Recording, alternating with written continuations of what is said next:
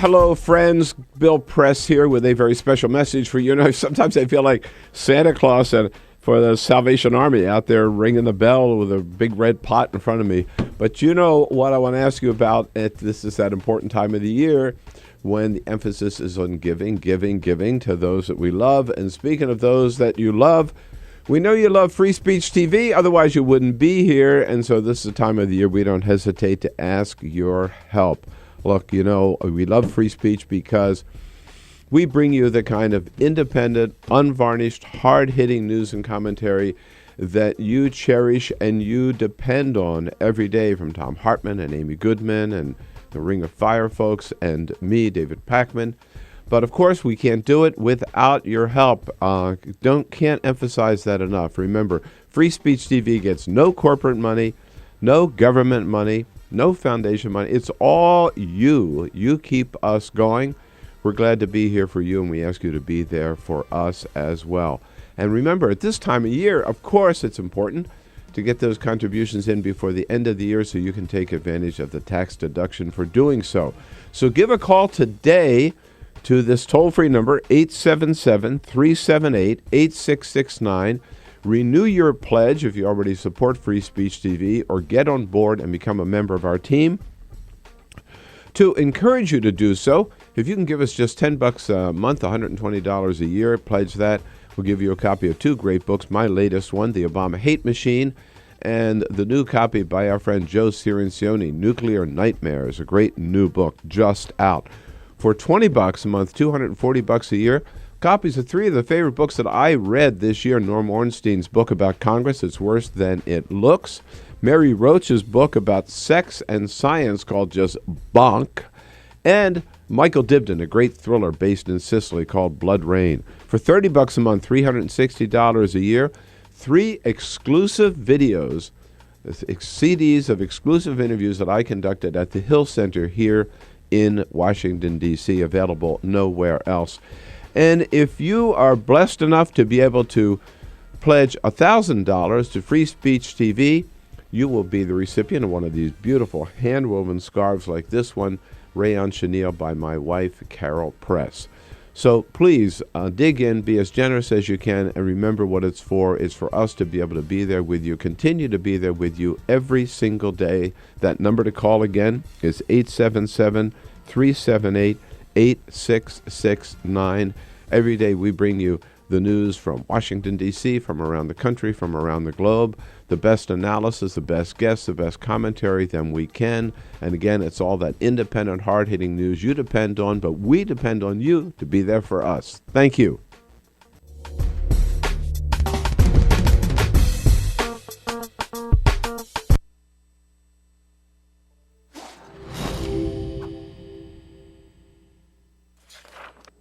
In 1920s America, the Great Depression effectively erased consumer demand. Struggling manufacturers needed new ways to get people buying again. Innovative production processes like stamping and use of molds allowed them to use new materials for their designs. Products using vinyl, chrome, aluminium and plywood began appearing. American industrial designers began introducing streamlined, efficient shapes that shouted progress. Bel Geddes pioneered what we now refer to as utilitarian art. Things that had little reason to look sleek now all of a sudden did. At the 1939 World Fair featuring Bel Geddes' immensely popular Futurama exhibit, a new era of American industrial design proudly claimed to be building the world of tomorrow. Americans found great positivity in these futuristic forms. Yay. Things were looking up. American industrial designers realised that by making objects look great, people simply wanted them more. From cars to kitchen appliances, the most influential society on earth was spending money again. Mass consumption had arrived. Advertisers finally had lots to talk about. Personal taste could be expressed through the things you bought. Style became equally as important as function. Chair designers like Eames and Saarinen didn't just design seating, they created desirable lifestyles. People behind the product suddenly were stars. Everyone wanted to know who they were. Raymond Loewy was one of the shining lights of American industrial design. His face ended up on every coffee table in the nation. Toothpaste packaging promised whiter teeth. Washing powder packaging promised whiter whites. Who knew such simple household objects would shape the tastes and ambitions of an entire society? American industrial design improved America, functionally, culturally and intellectually, and exported it around the globe.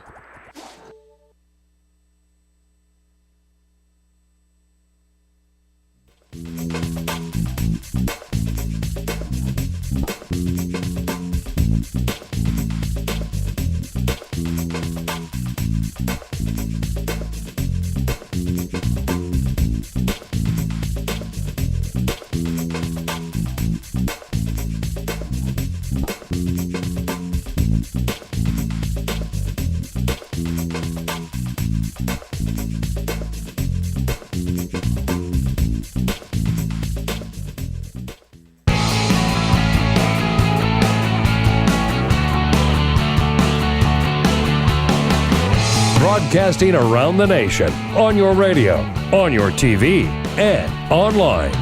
This is The Bill Press Show. 100,000 people, 91 world leaders gather in Johannesburg to honor the memory of Nelson Mandela. Good morning as we speak. Hey, good morning, everybody. It is Tuesday, December 10. Can you believe it? And here we are, The Bill Press Show. Here we are in our nation's capital, Washington, D.C., where we are expecting a big snowstorm to hit within a couple of hours, right in the middle of the morning commute here in Washington, D.C. And, of course, that's been the case around many parts of the country, so we're just catching up with everybody else. Great to see you this morning. Thanks for joining us on this Tuesday edition of the Bill Press Show. Good to have you back with us as we hopscotch around the world with the news of the events, keeping the news of the day, keeping our eye, of course, on the big event down in Johannesburg, South Africa, the first of two big memorial events this week, or a whole series of them, honoring the memory of Nelson Mandela, and the United States represented there by the President and the First Lady, by former President George W. Bush and former First Lady Laura Bush, by former President Bill Clinton and former Secretary of State, U.S. Senator and First Lady Hillary Clinton, and by former President Jimmy Carter. I don't know whether former First Lady Rosalind Carter is with him or not. I haven't seen that, actually. And some 25 members of Congress also on the scene there in that stadium today. We'll keep our eye on that and jump down to Johannesburg when we have a chance for any of the speakers that we're able to bring to you. Our team here in place this morning. Peter Ogburn is back from Charleston, South Carolina. I'm here. I understand it was really freezing cold down in Charleston. Yeah, right. It was a frigid 80 degrees there over the weekend. It did get cooler one day. It dropped down to about 45, but it was 45 at night, maybe. No, it was during the day. Really? No, it was actually cold. It was actually cold, and then it was supposed to go back up to 45. It in a 24-hour span. Really? All I brought were long sleeve shirts, and things like that. So I had to go get a short sleeve. You had to go buy a bikini. Yeah. That's it. Thank God I keep my bikini wax year round. Yes. You never know when you need it. Good to have you back. Thank you. And nice to be Lisa back. Murphy is here, associate producer with Alicia Cruz on the phones, and Cyprian Balding here as always. We were all here on the job. I just want you to know your absence, Peter. Thank you for rubbing it in. Yeah, we kept going. I missed you. If it helps at all. You did not. You're right. As we mentioned, the service is underway at this the big World Cup Stadium in Johannesburg. Appropriately, choir opening the ceremonies this morning.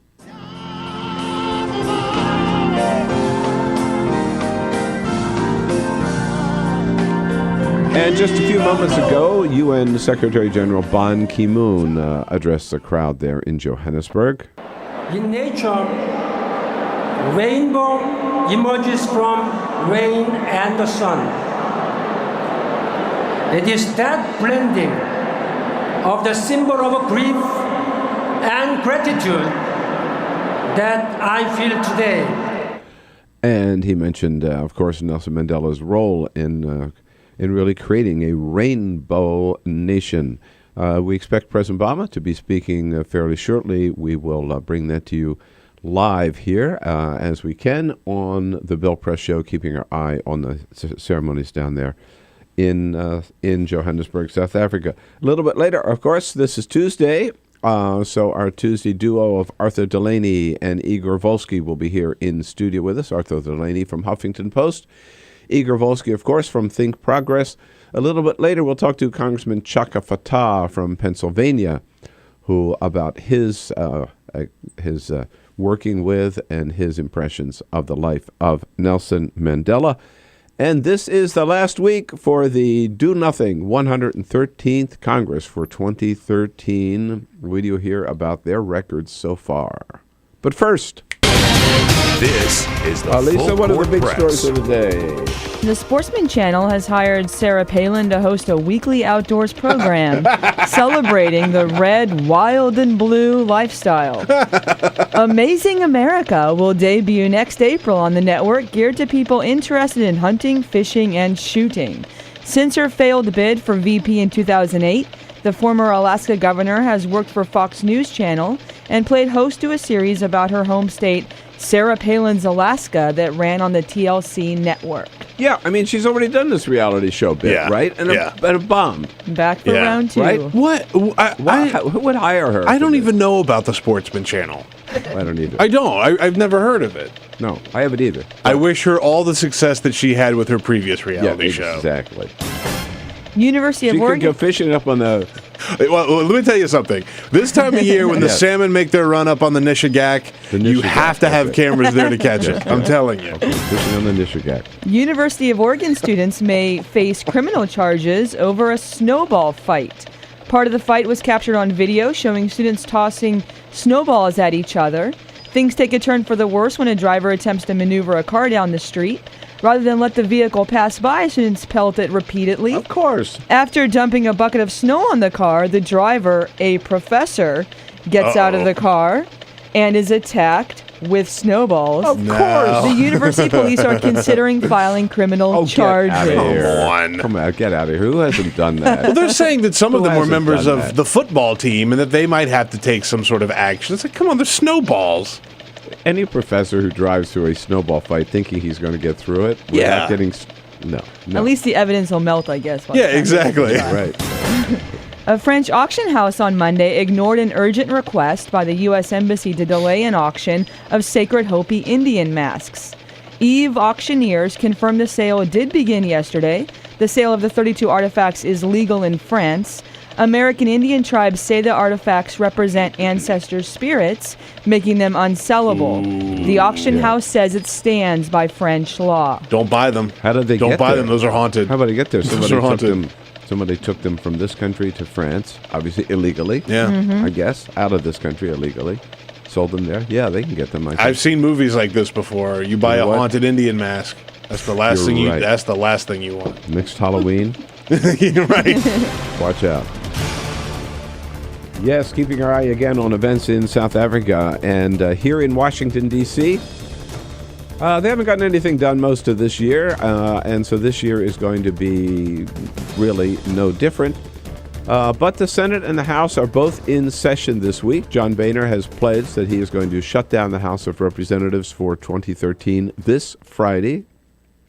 That will be their last working day, the 15th, for the... No, not the 15th. It'll be... What is Friday's date? 13th. 13th. How could I forget? That's right. December 13th, Friday, December 13th. Last working day for 2013. And I got to tell you, there's not a lot to brag about, not a lot to write home about.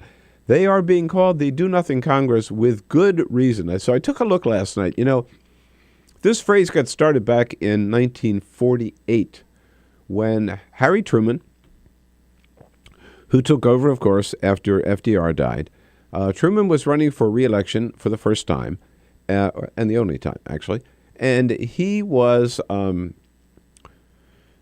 roundly considered to be a loser, right? Nobody thought he could win. All the pundits, all the polls said Harry Truman could never win re-election.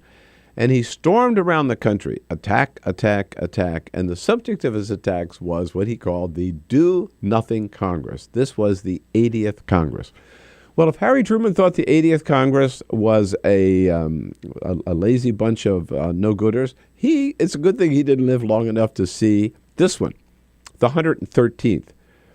Because, and again, I checked it last night, the so-called do-nothing 80th Congress actually passed, are you ready for this, 900 bills. 900 in 2 years.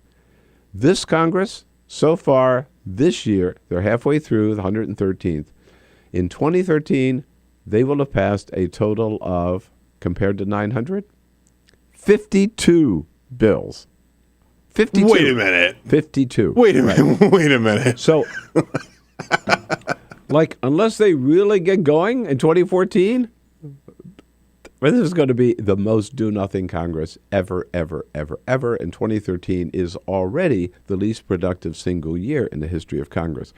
And I don't want you to get too excited about those 52 bills because most of them, or a good number of them, are nothing to write home about or to brag about.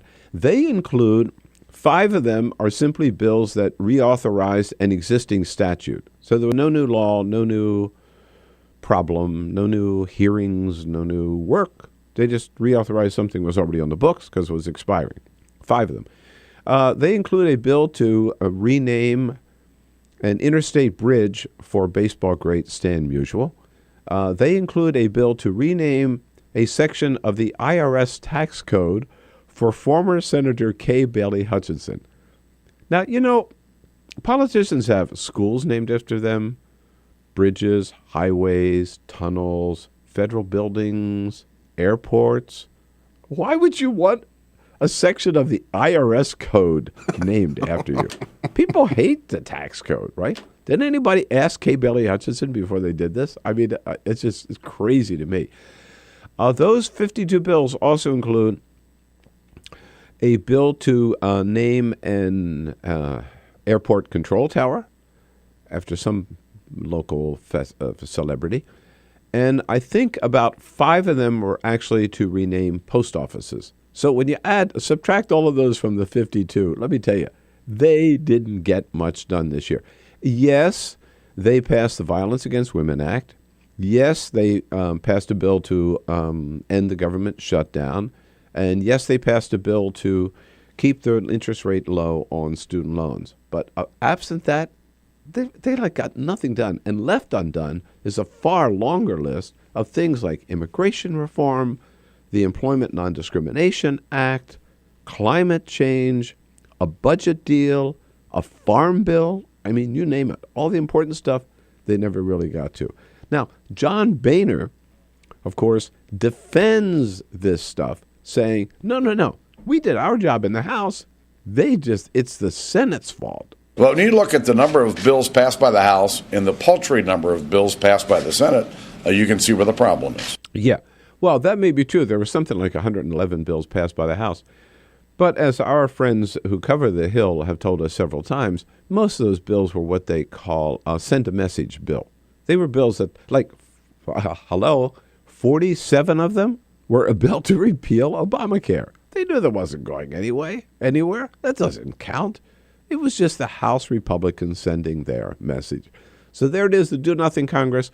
And I want you to know, for this hard lifting, 52 bills, most of which are meaningless, for this hard lifting, we pay them $175,000 a year. What can we do about this do-nothing Congress? I got some ideas. I'm sure you do, too. 866. Where is it? Damn it. 866-55-PRESS. 866-55-77-377. Give us a call. We'll be right back. This is the Bill Press Show.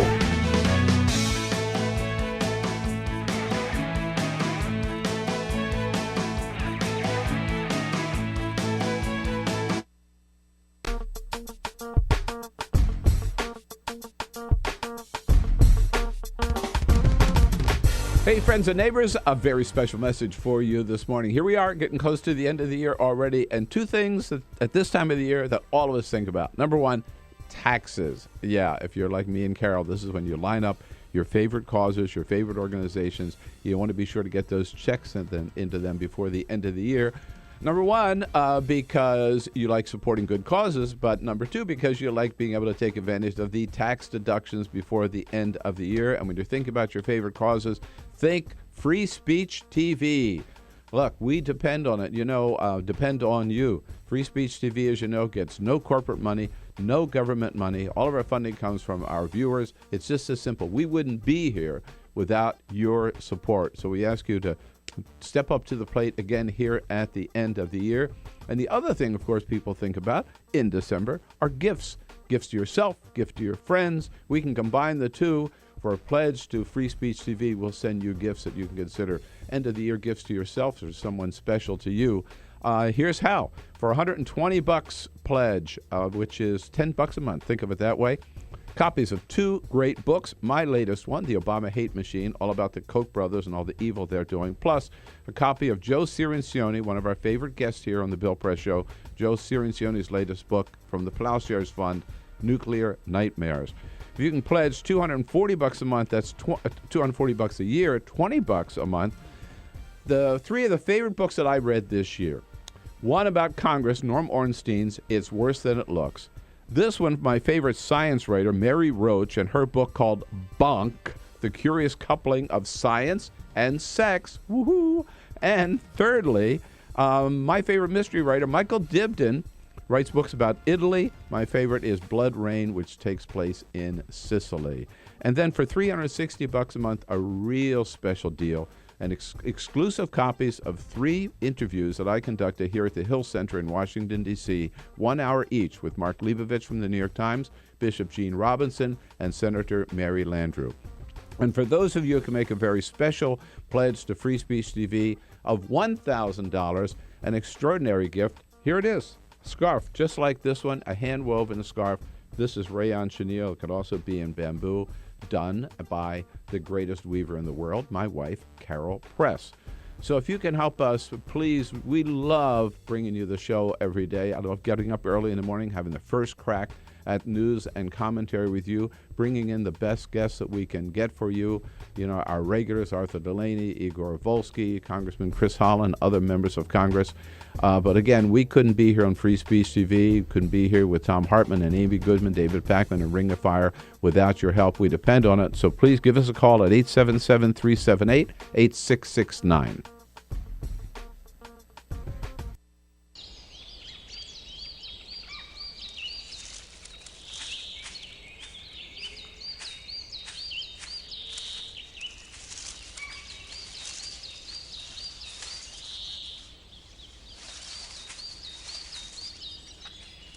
At Earth Justice, we defend the environment in the courtroom.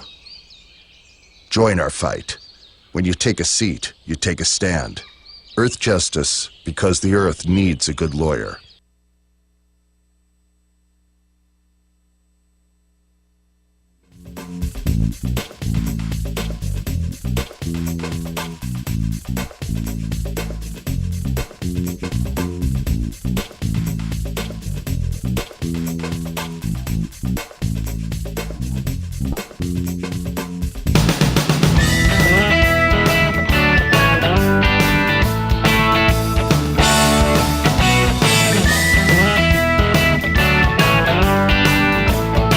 This is the Bill Press Show.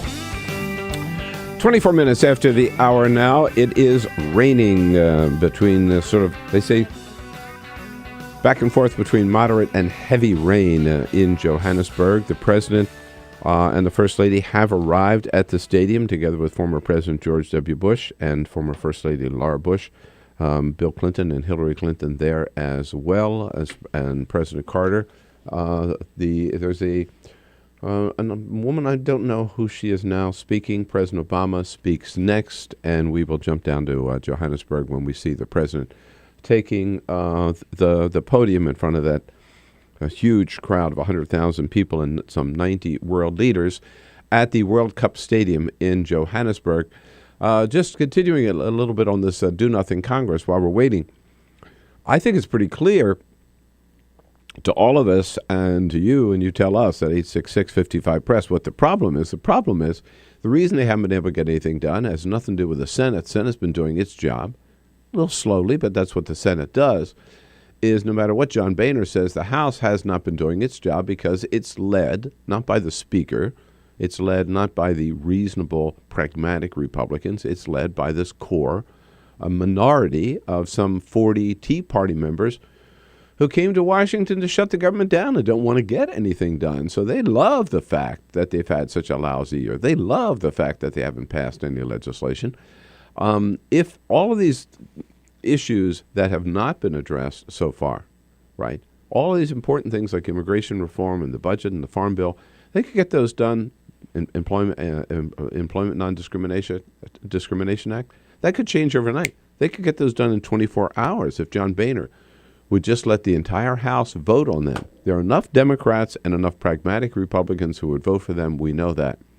But the Tea Party Republicans rule the day, and John Boehner will not allow a vote in the full House unless the entire Republican caucus agrees on these measures. That's been the problem. The only way they've ever gotten anything done this year is when Boehner has violated that so-called Hastert rule. Like on the Violence Against Women Act, he finally gave in. He let the entire House vote on it. Of course, it passed in a flash. So there are two problems. One is the Tea Party minority. It's the tyranny of the minority in the House of Representatives. And the second problem is you've got a speaker who is afraid of his own shadow, who is so afraid of losing his job that he will never stand up to the Tea Party caucus. So, I think this sets the stage for 2014. And what we really need in 2014 is to get rid of some of these Tea Party members and replace them with members of Congress.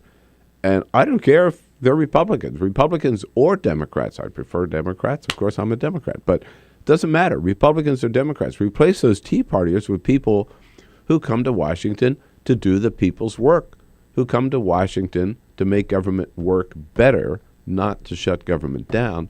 And then, of course, we need a speaker with a good set of balls. We need a speaker who's willing to stand up to these Tea Partiers, who's willing even to risk his job to do the right thing.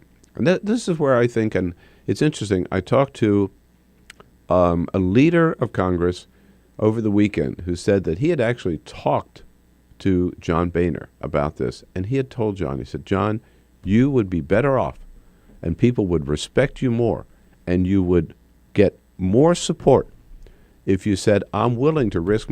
Immigration reform is so important to this country, for example, that I don't care about the Tea Party. I'm willing to risk my job, and I'm willing to do it, put my job on the line, to hold a vote, let the entire House vote on immigration reform to get this done for the country. And if it costs me my job, so be it. And if Boehner did that, I don't think he would lose his job. I think he would get so much more support, and he would be seen as a real leader. But instead today he's seen, I think, as the least effective, the weakest Assembly Speaker in the a House Speaker in the history of the United States House of Representatives.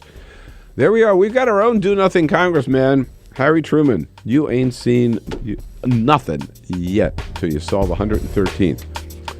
Arthur Delaney continues in the next he joins us in the next half hour from Huffington Post, as he does every Tuesday, and we'll keep our eye on Johannesburg and bring you President Obama as soon as he's This is the Bill Press Show.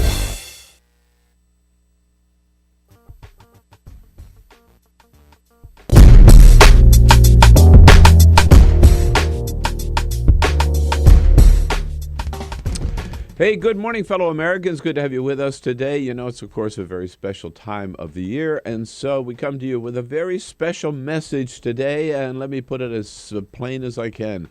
We need your help. Look, I don't have to tell you how important Free Speech TV is. You wouldn't be watching if you didn't enjoy it. It's been around for a long time.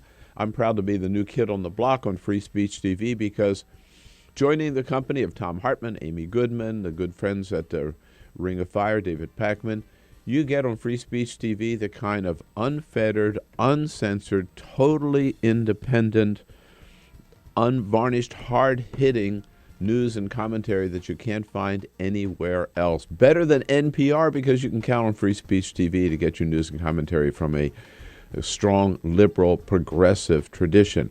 But the fact is, We wouldn't be able to do this without your help. You know, Free Speech TV gets no government funding, no corporate funding. It's all up to you. We depend on you. We work only for you. So we need your help to keep us going. Many of you have already contributed and pledged and supported Free Speech TV for years. We encourage you to renew your pledge at this time. And for those of you just joining Free Speech TV, new to Free Speech TV, join our team by making a generous contribution here at the end of the year. If you can give us $120 a year, that's just $10 a month. We got a special gift for you, a copy of my latest book, The Obama Hate Machine, all about the Koch brothers, and a copy of Joe Cirincione, one of our favorite guests on the show, his latest book, very strong book, Nuclear Nightmares. If you can help us with $240 a year, that's $20 a month. Three books. My three favorite books I read this year. Norm Ornstein's a book about Congress, It's Worse Than It Looks. This book by Mary Roach, a great little fun book about science. This is Science and Sex, called Bunk. Fun book. And then a great mystery novel by Michael Dibdin called Blood Rain, which takes place in Sicily, where I just got back from vacation. If you can help us with $360 a year, that's $30 a month. 3 CDs, exclusive interviews that I conducted at the Hill Center here in Washington, D.C., available nowhere else. And for those of you who are able to do so and feel generous enough to help Free Speech TV with $1,000, a very, very special gift, we will make sure that you get a scarf, just like this one, a hand-woven rayon chenille scarf by my wife, Carol Press, who is the best weaver in the world. So those are just incentives for you to join us on Free Speech TV. But again, we're here for you every day, and we ask you here, particularly at the end of the year, take advantage of the tax deduction, ask you to be here for us. Give a call at 877-378-8669.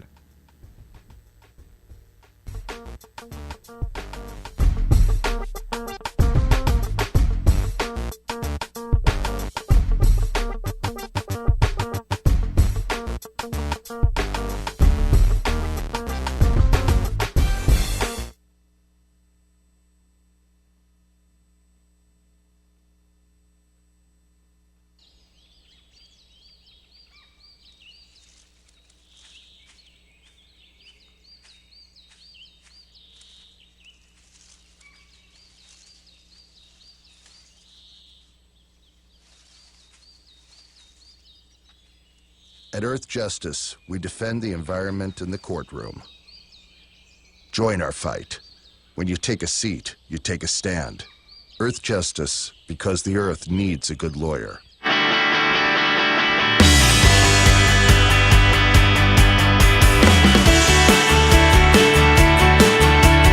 This is the Bill Press Show.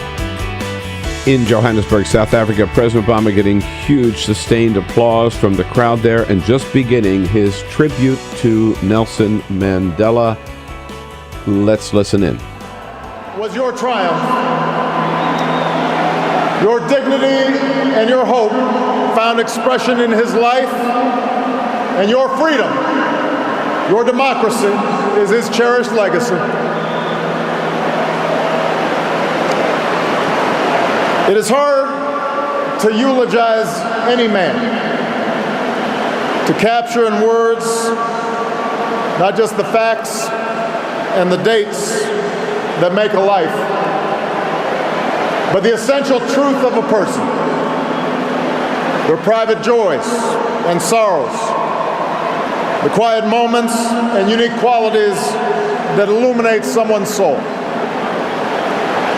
How much harder to do so for a giant of history who moved a nation toward justice and in the process moved billions around the world. Born during World War I, far from the corridors of power, a boy raised herding cattle and tutored by the elders of his Thembu tribe, Madiba would emerge as the last great liberator of the 20th century. Like Gandhi, he would lead a resistance movement, a movement that at its start had little prospect for success.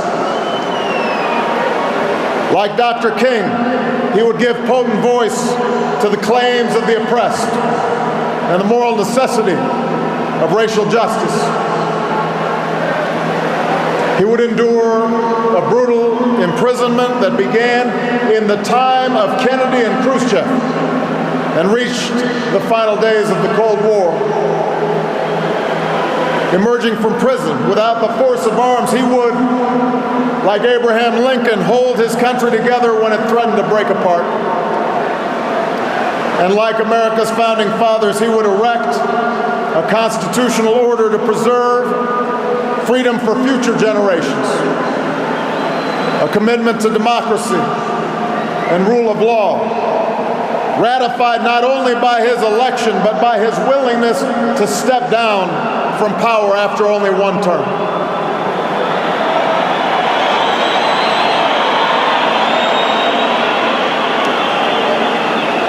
Given the sweep of his life, the scope of his accomplishments, the adoration that he so rightly earned, it's tempting, I think, to remember Nelson Mandela as an icon, smiling and serene, detached from the tawdry affairs of lesser men. But Madiba himself strongly resisted such a lifeless portrait.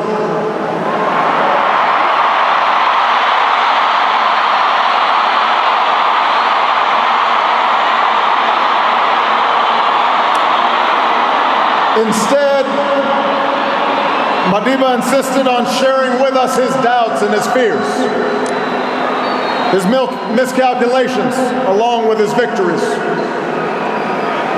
I am not a saint, he said, unless you think of a saint as a sinner who keeps on trying. And it was precisely because he could admit to imperfection, because he could be so full of good humor, even mischief, despite the heavy burdens that he carried, that we loved him so. He was not a bust made of marble. He was a man of flesh and blood, a son and a husband, a father and a friend. And that's why we learn so much from him, and that's why we can learn from him still. For nothing he achieved was inevitable. In the arc of his life, we see a man who earned his place in history through struggle and shrewdness and persistence and faith.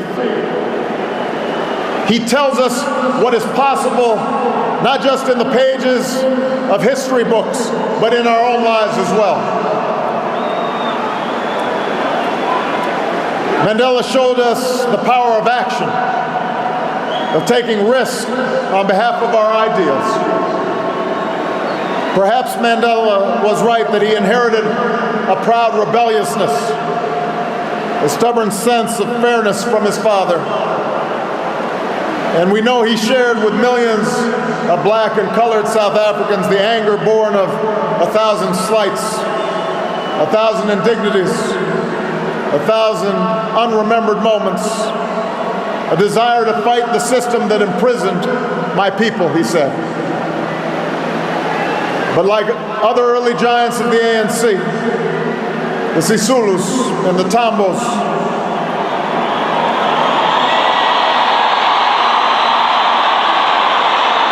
Madiba disciplined his anger and channeled his desire to fight into organization and platforms and strategies for action, so men and women could stand up for their God-given dignity. Moreover, he accepted the consequences of his actions, knowing that standing up to powerful interests and injustice carries a price. I have fought against white domination, and I have fought against black domination. I've cherished the ideal of a democratic and free society in which all persons live together in harmony and equal opportunities. It is an ideal which I hope to live for and to achieve, but if needs be, it is an ideal for which I am prepared to die.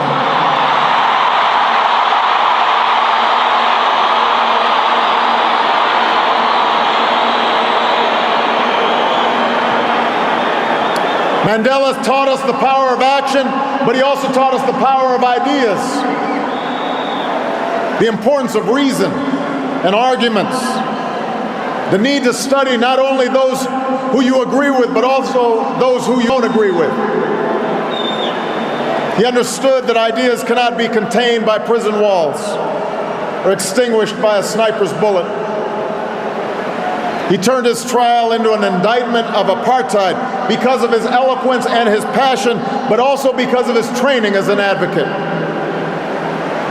He used decades of prison to sharpen his arguments, but also to spread his thirst for knowledge to others in the movement.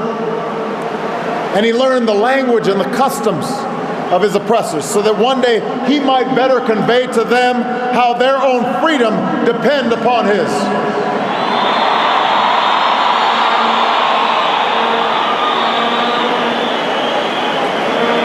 Mandela just demonstrated that action and ideas are not enough.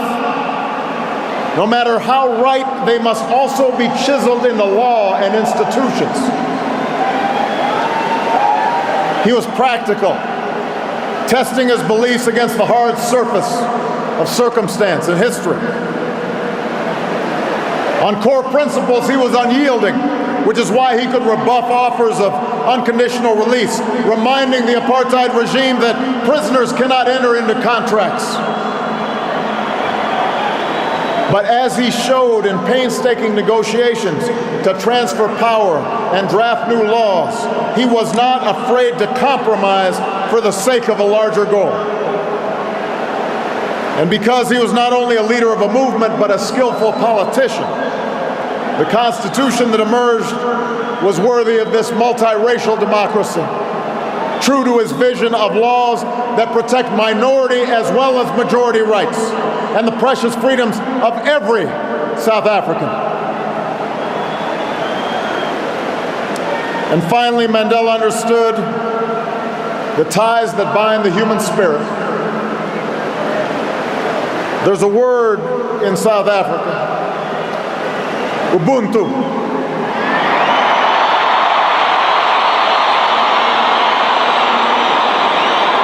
A word that captures Mandela's greatest gift. His recognition that we are all bound together in ways that are invisible to the eye. That there's a oneness to humanity. That we achieve ourselves by sharing ourselves with others and caring for those around us. We can never know how much of this sense was innate in him or how much was shaped in a dark and solitary cell. But we remember the gestures, large and small, introducing his jailers as honored guests at his inauguration, taking a pitch in a Springbok uniform, turning his family's heartbreak into a call to confront HIV/AIDS that revealed the depths of his empathy and his understanding. He not only embodied Ubuntu, he taught millions to find that truth within themselves. It took a man like Madiba to free not just the prisoner, but the jailer as well. To show that you must trust others so that they may trust you.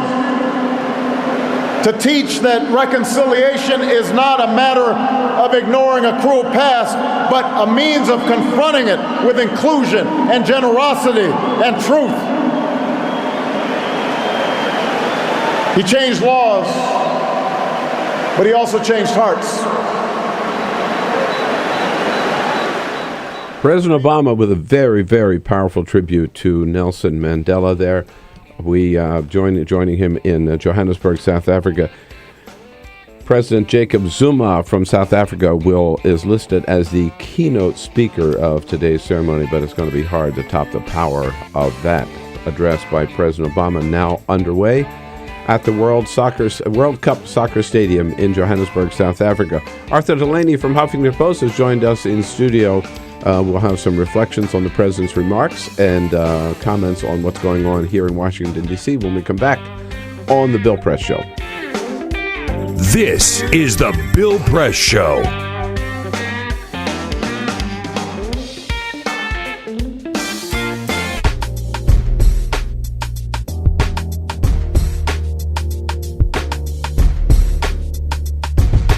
Hey, good morning, everybody. What do you say? Nice to see you today. I got to tell you a funny story. So, I was on vacation a week or so ago and met up with a couple. We were chatting over dinner one night, and the guy said to me, so, obviously, you're retired. And I said, what? I'm not retired. I said, what? You think because I've got gray hair, I'm retired? No way. I'm not going to retire because I love what I'm doing, and I really do. Look. Having to get up so early to do this show is no fun, but doing the show is something that I just look forward to every single day. I mean, it's great fun getting up, getting on top of the news, having the first crack at the news every day, being able to line up all of our guests, the best guests we can find to bring to you, and then hearing from you all over the country, your calls, your comments on the news of the day. It's just the best job, I think, in the world. And it's especially great, and I especially love now, being able to do this job on Free Speech TV and joining such giants in broadcasting as Tom Hartman and Amy Goodman and the good friends over at Michael Papantonio and the others at Ring of Fire. And it's all on Free Speech TV, the kind of hard-hitting, independent, uncensored news and commentary that you get nowhere else. That's the value of Free Speech TV. But of course, without any government funding, without any corporate funding, we depend on you to keep us going here at Free Speech TV. We work only for you. And so once again, we turn here at the end of the year to ask for your help, because without your help, we would not be on the air. And now at the end of the year is a good time to do it, because you not only help us and help everybody at Free Speech TV, but you help yourself by getting that good tax deduction. As a little incentive to help us out, a couple things to keep in mind. If you can help us with $10 a month, $120 a year, we will give you a copy of two great books. My latest one, The Obama Hate Machine, all about the Koch brothers, and Joe Cirincione, frequent guest here on the Bill Press Show, his latest book, Nuclear Nightmares, a real great book.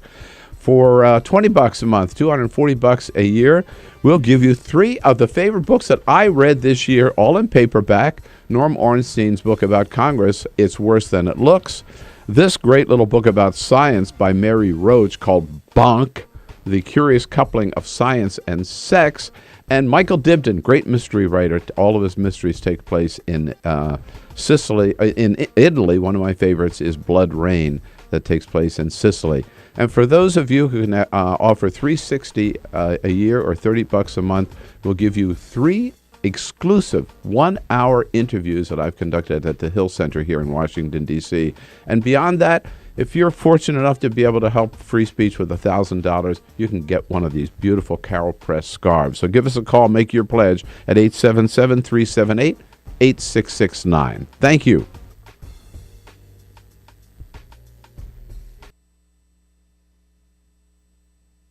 Bill Press Show.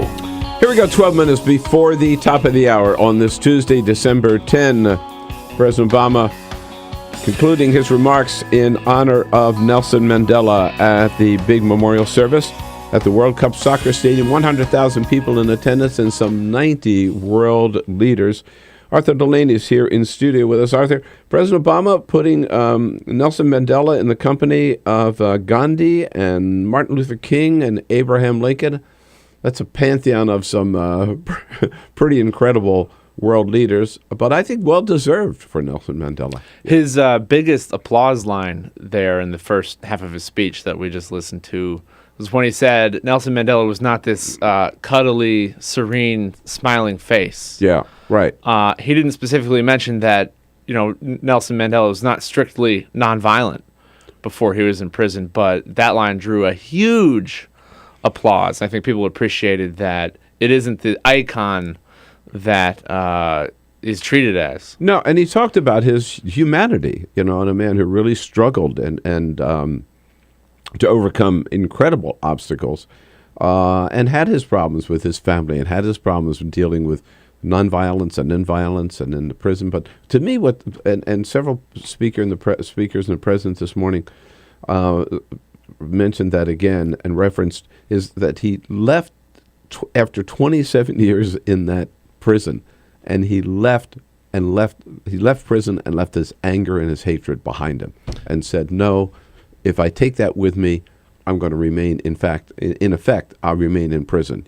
He walked out with hope and determination to use that experience to bring all South Africans together, which he did. Remarkable. That's what drew the Abe Lincoln comparison from Sure. Obama. And Obama also, he really emphasized the word compromise when he pointed out that Mandela compromised when he came out of jail. And, of course, Obama, we are always criticizing him for compromise, so I detected a personal note of emphasis there. Well, I denote, and I'm sure most of the people in that stadium did not get it, but I thought there was a particular jab there at the United States Republicans in the United States Congress by emphasizing the importance of compromise. Right, exactly. In his remarks, which I think will be read that way here in the United States. Finally, I got to say, it was pretty clear that clear to me. Maybe I'm reading too much into it. That for the people in that stadium, the welcome that they gave President Obama and the response to his remarks, they see in President Obama the living embodiment of Nelson Mandela. That Nelson Mandela made, in a way, made Barack Obama possible as the first black president of the United States, and I think that's true. I can't speak for them, but yeah, he's incredibly popular in Africa. And they see the direct line from Nelson Mandela to what he made possible around the world, including the first black president of the United States. Let me shift gears, as awkward as it may be, because you follow these issues. Here we are, Christmas season, the last week of this Congress. Merry Christmas. We are going to cancel your unemployment benefits. That's the plan. Right, yeah. How could that happen? I mean, it happens every year during Barack Obama's presidency. Usually they get over it, right? Yes, and it has always looked sort of bleak, but this time probably the bleakest for about 1 million unemployed people who've been on unemployment insurance for 6 months or longer. The federal benefits will be canceled or will abruptly stop on the 28th. And it doesn't seem like Congress is going to dodge that, even though President Obama was talking about this in his Saturday address, and Democrats are now making it a huge talking point, which is, I'm sure, partly because it's off the topic of Obamacare, which has been a real headache. But also partly because this is 1 million people. I was just going to say, also, it's important. It's 1.3 million people, right? And it's more people than that. When you hear about food stamps and it's 47 million people, that actually includes everyone in the households of the individual receiving food stamps. So it's not just 1.3 million. It's at least twice that with unemployment insurance, the number of people who will be severely affected. Because it impacts the entire family. That's right. Right. And this is replacing lost wages. It's a middle-class benefit program. It's not people who qualified because they're poor. They qualified because they've been working. And these are people who vote. So there is some noise on the Republican side to do something about it, but it's not coming from Republican leadership. So if there's any one thing that they ought to get done between now and Friday, it's to extend unemployment benefits for those who've been out of work for 6 months or more. Arthur Delaney, Huffington Post, in studio with us, HuffingtonPost.com. We'll be right back in the time we've got left. Well, I want to ask about the job numbers last week, too, and what they mean for the month of November. We'll be right back. This is the Bill Press Show.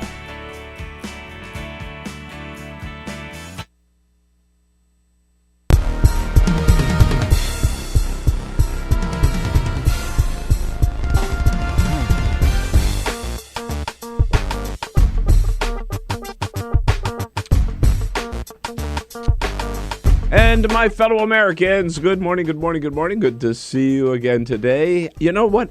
We get a lot of questions, I do all the time, about, my God, you got 3 hours to fill every day on Free Speech TV. How do you guys do it? Well, I have to tell you, it's a lot of work, and we're at it like all the time. I mean, we start at the end, right after every show, every day, we sit down for a brief postmortem about that show, what went right, what went wrong, and then we start looking ahead at the next day. What do we think the issues are going to be? the next morning. Who are some of the guests we want to talk about those issues, and just sort of do a rough outline of the show. And then we go on. I go to the White House. Peter and Lisa and who do most of the work for the show. They're looking around all day long at what stories are developing, what guests are available, which guests are not available. Can they come in studio? Do they have to be by phone? We work on it all day long, and see what pops up. About 4 o'clock in the afternoon, Lisa and Peter put together what we call a trawl, a whole list of all the stories that we might want to talk about the next day. 5 o'clock, we have a conference call and sort of firm up the guest and get a better idea of the topics. And then we'll work through the evening, again, seeing what develops, watching the news, watching the websites. And then we get here an hour before showtime the next morning and finally put the show together. So you can see it's a whole ongoing thing. It's a lot of work. But here's the key part. We cannot do it at all without your help. And that's why right now at the end of the year, you can get that tax deduction. We ask you once again to renew your pledge to Free Speech TV or to make your first one. And give us a call now. Make your pledge at 877-378-8669. If you can give us just $10 a month, $120, we'll give you 2 great books, a copy of my latest book, The Obama Hate Machine, about the Koch brothers, Joe Cirincione's book, Nuclear Nightmares, just published. For $20 a month, $240 pledge, we'll give you copies of the 3 favorite books that I read last year, including a real fun book about science called Science and Sex called Bunk by Mary Roach. For $360 or $30 a month, 3 CDs of 3 interviews exclusive that I've conducted at the Hill Center here in Capitol Hill. And if you are flush enough and generous enough to help us, Free Speech TV, with a $1,000 contribution, you will get one of Carol Press's hand-woven, beautiful rayon chenille scarves like the one I am wearing right now. So a lot of incentive for you to help, and we ask you to help as generously as you can. Again, by giving us a call at 877-378-8669. I don't have to tell you how important free speech is. This is the kind of hard-hitting, independent, unvarnished news and commentary you can get nowhere else. But again, we can't do it without your help.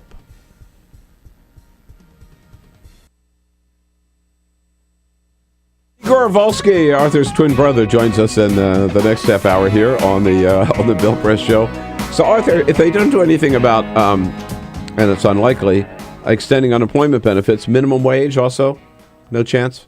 Raising the minimum wage this year? No chance of that this year. But that, I think, is something that is getting more and more attention and eventually could happen. Okay. And the job benefits, 205,000 jobs, 203,000 in November. Unemployment. That was the news last Friday. Right. And a pretty much really good jobs report. Unemployment rate down for the reason of people getting jobs, and that's what you want to see. But that's partly why the unemployment benefits won't be extended, or at least are unlikely to be extended, because Republicans will say, look, unemployment rate's going down, and historically, eventually Congress pulls that extra help back. Yeah, but that doesn't do anything for the people who need those unemployment. The problem is there are still 4 million people who've been out of work 6 months or longer, and that is historically unprecedented. And for people who are relying on that help, it's really isolating and a life-ruining experience, and there's just no solutions. So they got 3 days left. Congress has got to get to work. Arthur Delaney, thank you. Thanks for having me. You wouldn't let money just blow out of your house. So when your AC or heater is on, make sure the doors, windows, and fireplace flue are shut tight. If you're headed out, turn down the AC or lower the heat by 10 degrees. And always keep your water heater set at 120. A little bit of common sense goes a long way. Get more great tips at energysaver.gov. So, I'm kind of new here, but I've noticed a trend.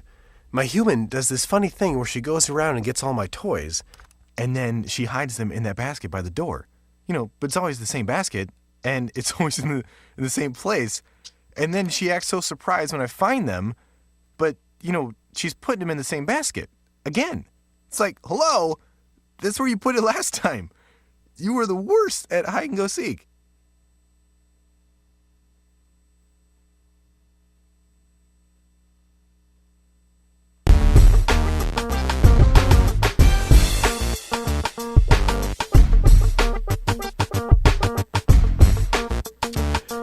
Hey, hello, friends. Bill Press here with a very special message for you. Sometimes I feel like Santa Claus for the Salvation Army out there ringing the bell with a big red pot in front of me. But you know what I want to ask you about? This is that important time of the year when the emphasis is on giving to those that we love. And speaking of those that you love, we know you love Free Speech TV, otherwise you wouldn't be here. And so this is the time of the year we don't hesitate to ask your help. Look, we love free speech because we bring you the kind of independent, unvarnished, hard-hitting news and commentary that you cherish and you depend on every day, from Tom Hartman and Amy Goodman and the Ring of Fire folks and me, David Pakman. But of course, we can't do it without your help. Can't emphasize that enough. Remember, Free Speech TV gets no corporate money, no government money, no foundation money. It's all you. You keep us going. We're glad to be here for you, and we ask you to be there for us as well. And remember, at this time of year, of course, it's important to get those contributions in before the end of the year so you can take advantage of the tax deduction for doing so. So give a call today to this toll-free number, 877-378-8669. Renew your pledge if you already support Free Speech TV, or get on board and become a member of our team. To encourage you to do so, if you can give us just $10 a month, $120 a year, pledge that.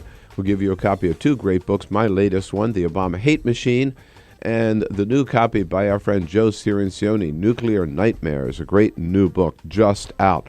For $20 a month, $240 a year, copies of three of the favorite books that I read this year: Norm Ornstein's book about Congress, It's Worse Than It Looks; Mary Roach's book about sex and science called Just Bonk; and Michael Dibdin, a great thriller based in Sicily called Blood Rain. For $30 a month, $360 a year, three exclusive videos, CDs of exclusive interviews that I conducted at the Hill Center here in Washington, D.C., available nowhere else. And if you are blessed enough to be able to pledge $1,000 to Free Speech TV, you will be the recipient of one of these beautiful hand-woven scarves like this one, Rayon Chenille, by my wife, Carol Press. So please dig in, be as generous as you can, and remember what it's for. It's for us to be able to be there with you, continue to be there with you every single day. That number to call again is 877-378-8669.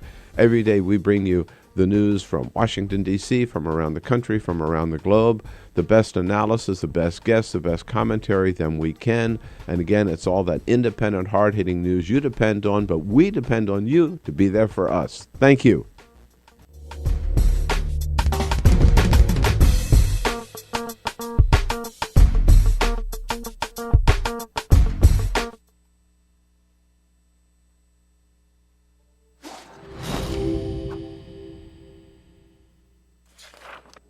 In 1920s America, the Great Depression effectively erased consumer demand. Struggling manufacturers needed new ways to get people buying again. Innovative production processes like stamping and use of molds allowed them to use new materials for their designs. Products using vinyl, chrome, aluminium and plywood began appearing. American industrial designers began introducing streamlined, efficient shapes that shouted progress. Bel Geddes pioneered what we now refer to as utilitarian art. Things that had little reason to look sleek now all of a sudden did. At the 1939 World Fair featuring Bel Geddes' immensely popular Futurama exhibit, a new era of American industrial design proudly claimed to be building the world of tomorrow. Americans found great positivity in these futuristic forms. Yay. Things were looking up. American industrial designers realised that by making objects look great, people simply wanted them more. From cars to kitchen appliances, the most influential society on earth was spending money again. Mass consumption had arrived. Advertisers finally had lots to talk about. Personal taste could be expressed through the things you bought. Style became equally as important as function. Chair designers like Eames and Saarinen didn't just design seating, they created desirable lifestyles. People behind the products suddenly were stars. Everyone wanted to know who they were. Raymond Loewy was one of the shining lights of American industrial design. His face ended up on every coffee table in the nation. Toothpaste packaging promised whiter teeth. Washing powder packaging promised whiter whites. Who knew such simple household objects would shape the tastes and ambitions of an entire society?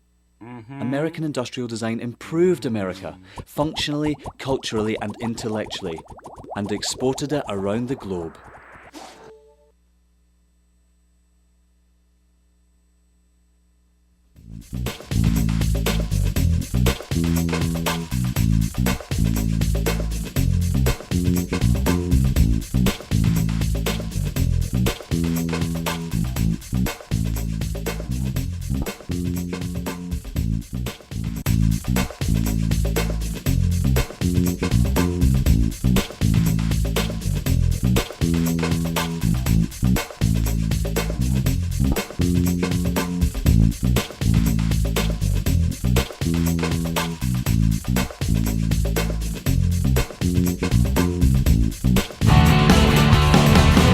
Broadcasting around the nation, on your radio, on your TV, and online. This is The Bill Press Show. 100,000 people, 90 world leaders at the World Cup Stadium in Johannesburg to honor the memory of Nelson Mandela. President Obama giving a very powerful eulogy just a few moments ago. Good morning, everybody. And here in our nation's capital, it is The Bill Press Show. This Tuesday, December 10. Good to see you. We are waiting for our own big event of the day, a snowstorm expected to hit the nation's capital within the next hour or hour and a half or so, just in time for the morning commute to make traffic in Washington even worse than it normally is on any given day. Great to see you wherever you happen to be in this great land of ours. Thank you for joining us. We are your morning progressive radio show on your local progressive talk radio station. Lucky if you've got one, and we thank you for being with us this morning as we bring you up to date on the news of the day here in Johannesburg and around the country, other parts of the world, and of course, give you an opportunity to tell us what it all means to you at 866-55-PRESS. That's our toll-free number. And you can send us your acid comments on Twitter as well at BP Show, or on Facebook at facebook.com/Bill Press Show. If it's Tuesday, it must be Igor Volsky here in the studio with us. Indeed. Igor, good morning. Good morning. Good morning here, even in the snow. Oh, well, yeah. No, it didn't start snowing yet, right? But it will when I leave. Yeah. So I might just not leave. Meteorologist Cyprian Bolding and I were just taking a look out the window and looking at the hell storm that is brewing outside. And right now it looks like rain. Oh, is that right? Yeah. Oh, okay. All right. Well, as always with DC, a few drizzles and everything shuts down. I want to be sure, and I want to welcome all the chapters of the Igor Volsky fan club, which have now tuned in this morning at this hour, knowing it's Tuesday. The Igorians. So some are recording it, to be fair. Watch it right. Too early for them. The world's Igorians are... just sleep in, those Igorians. Are all tuned in to join our team here of Igorians, Peter Ogburn. Hi there. With Elisa Murphy, Alicia Cruz, and Cyprian Bolding, our team here. We Igorians, all of us, all we are. Yes, indeed. So Igor, I was interested in that. Wait a minute, I'm not checking it here. I've got all my notes all screwed up. He's all flustered now because now everyone knows how big of a fan everyone is of Igor. Yeah. I'm telling you, talent these days. What are you looking? What are you doing? Digging in the You're digging now. through the trash on national television. My goodness. Good morning, everyone. All right. Just dump the trash can out. Just dump the trash can out on the table. We'll sort it all out. I'll find it. You sure you got this thing, Big Pen? A lot coming up. Igor is with us here for this first half hour. We're going to be joined by Congressman Chaka Fattah from Pennsylvania at the half hour. His comments on the legacy of Nelson Mandela. And Michael Meehan from VennSquared, Democratic strategist, will be here with us in the next hour. We'll get right underway. But first... This is the Full Court Press. Other stories At this least some morning of the big stories of the day, yes. include Mike Shanahan's coaching tenure with the Washington football team may be coming to an end. Fractures in the relationship between Shanahan and team owner Dan Snyder are now so deep this may be the last season Shanahan will remain head coach. Shanahan's fate may have been sealed with the 45-10 loss against the Kansas City Chiefs before the smallest crowd ever received at FedEx Field since 1997. Did you see the pictures coming out of there? Yeah. It was the most pathetic thing I think I've ever seen. Just horrible. But you know, there's a couple of columns in the Washington Post this morning that say, look, the problem is not Shanahan. The problem is Dan Snyder. That's it. The guy that really ought to go is Dan Snyder. How do you fire the owner? Yeah, I don't know. 8 U.S. web giants are joining hands in a public campaign for new limits on how governments collect user information amid fears of growing online surveillance. Tech giants including Microsoft, Apple, and Facebook, to name a few, issued an open-faced letter to President Obama and Congress to bring restrictions on surveillance activities. Each company understands that government needs to protect their citizens, but they believed current laws and practices need reform. President Obama said he intends to propose NSA reforms to reassure Americans their privacy is not being violated. Yeah, right. Well, okay, so the president... Yeah, the horse is already out of the barn on this. They've already given them all their information, right? Yeah. Yeah, and now they're protesting or complaining about it. Well, new reforms are coming, Bill. The president said they're on their way. So the president that authorized the spying is going to be putting through reforms that are going to take a look at how he authorized this. Okay. It's the kind of self-regulation us Russian people are very used to. The TSA is making headlines again this week. A woman was pulled aside before she boarded her plane because of a toy gun belonging to a sock puppet.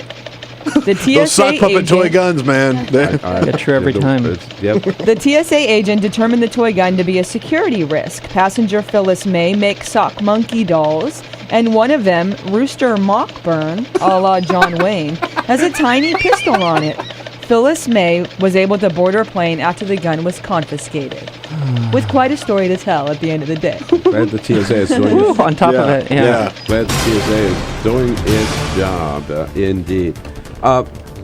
Igor, I think it's appropriate that where we start with now this tremendously impressive ceremony in Johannesburg, and the President Obama's very moving eulogy for Nelson Mandela. He has not always been treated with respect and reverence in this country, particularly by conservatives. You and your colleagues at Think Progress put out a timeline of some of the comments of conservatives over the years about Nelson Mandela. Yeah, the views have certainly changed. I'm not sure they've changed. Well, they've for them. Rhetorically, at least, you saw this rush of praise for Mandela, and rightly so, after he died. Certainly long expected, and so a lot of these statements seemed a bit canned, and you just hit the send button, and there you go.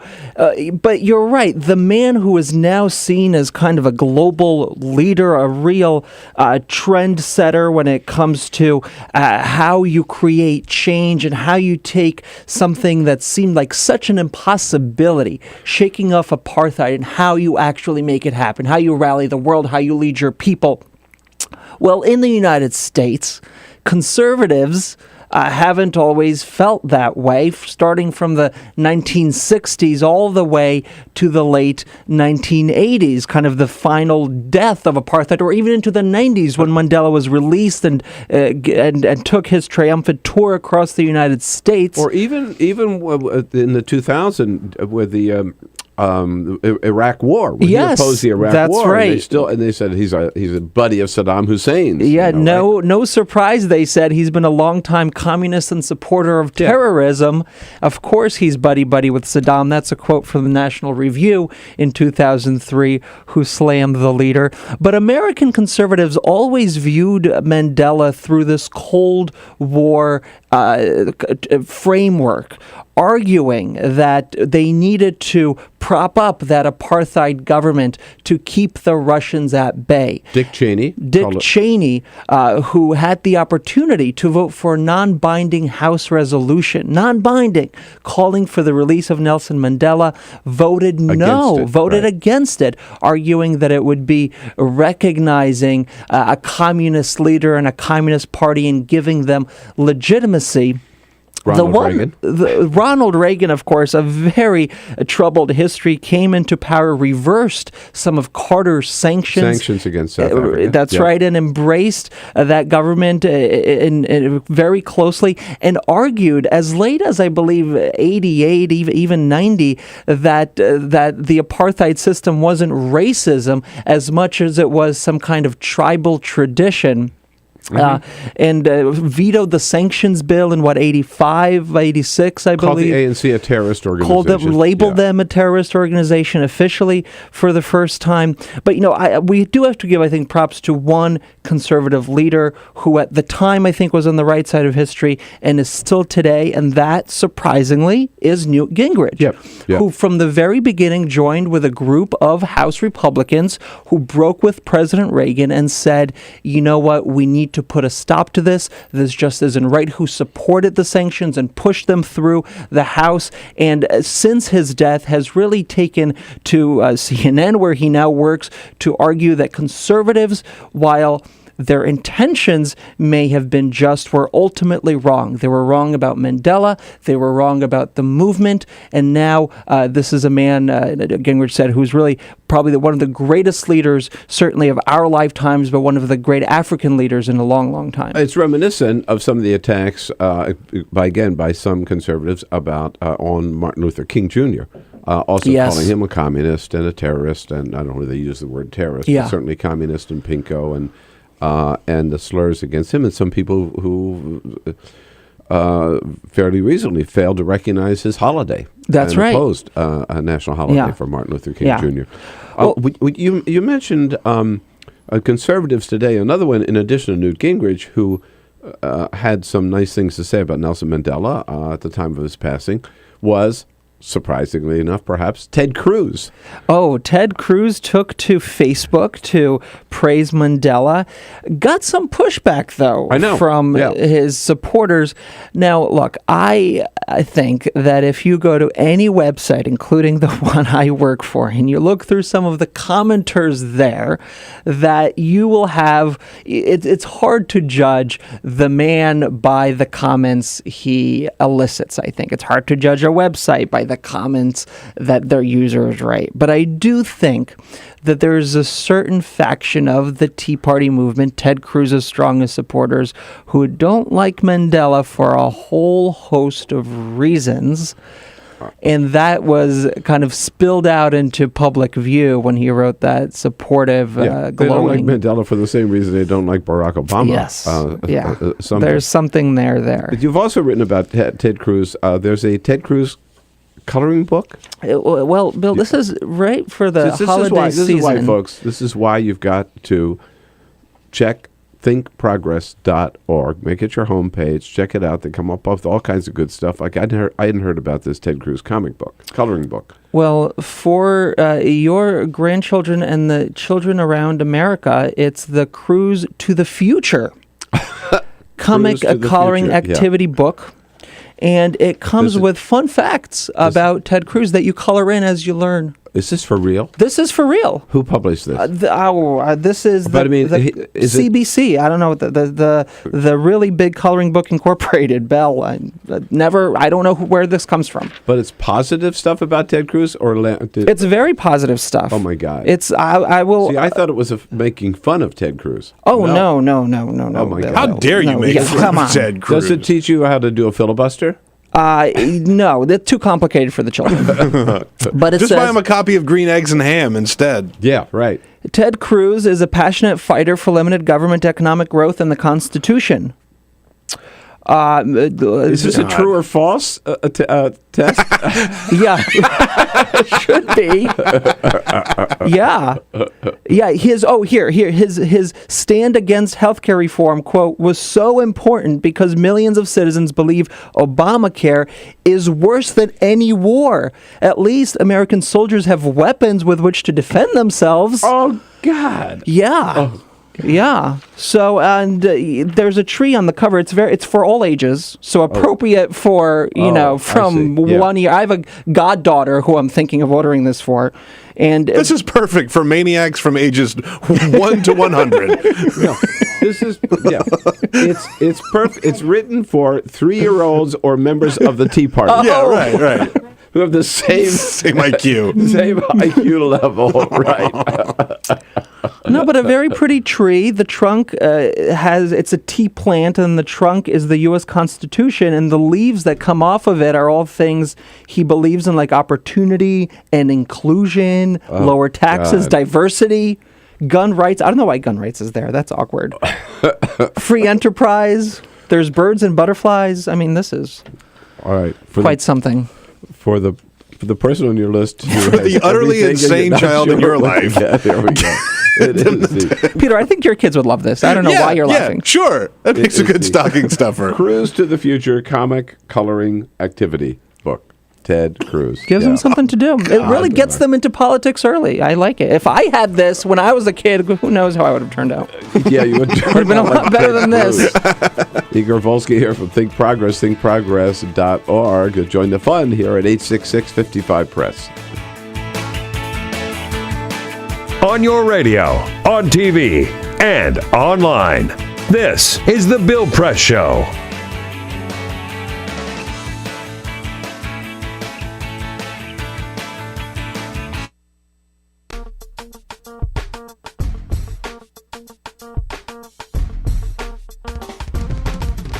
Hey, friends and neighbors, a very special message for you this morning. Here we are, getting close to the end of the year already, and two things that, at this time of the year that all of us think about. Number one, taxes. Yeah, if you're like me and Carol, this is when you line up your favorite causes, your favorite organizations.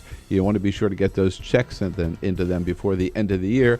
Number one, because you like supporting good causes, but number two, because you like being able to take advantage of the tax deductions before the end of the year. And when you're thinking about your favorite causes, think Free Speech TV.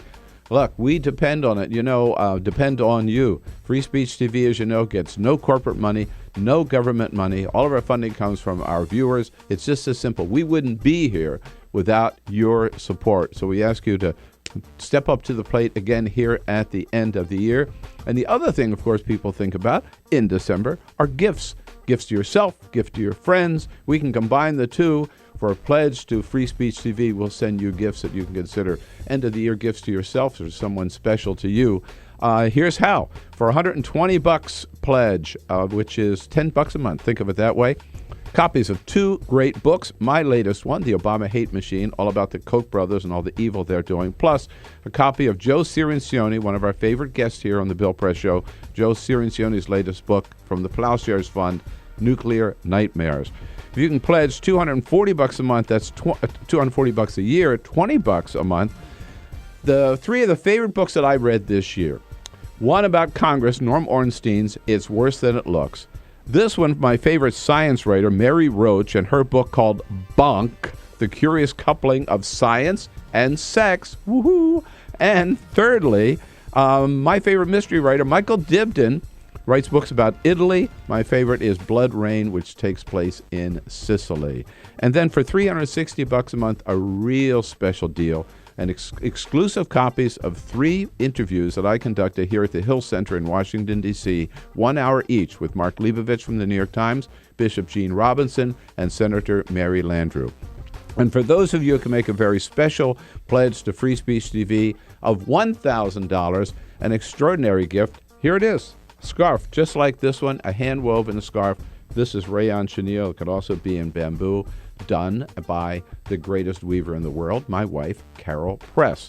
So if you can help us, please, we love bringing you the show every day. I love getting up early in the morning, having the first crack at news and commentary with you, bringing in the best guests that we can get for you. You know, our regulars, Arthur Delaney, Igor Volsky, Congressman Chris Holland, other members of Congress. But again, we couldn't be here on Free Speech TV, couldn't be here with Tom Hartman and Amy Goodman, David Packman, and Ring of Fire without your help. We depend on it. So please give us a call at 877-378-8669.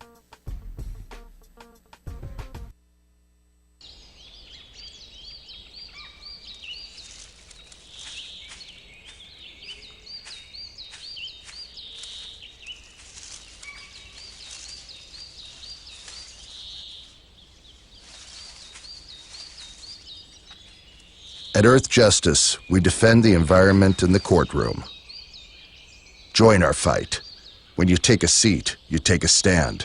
Earth Justice, because the earth needs a good lawyer.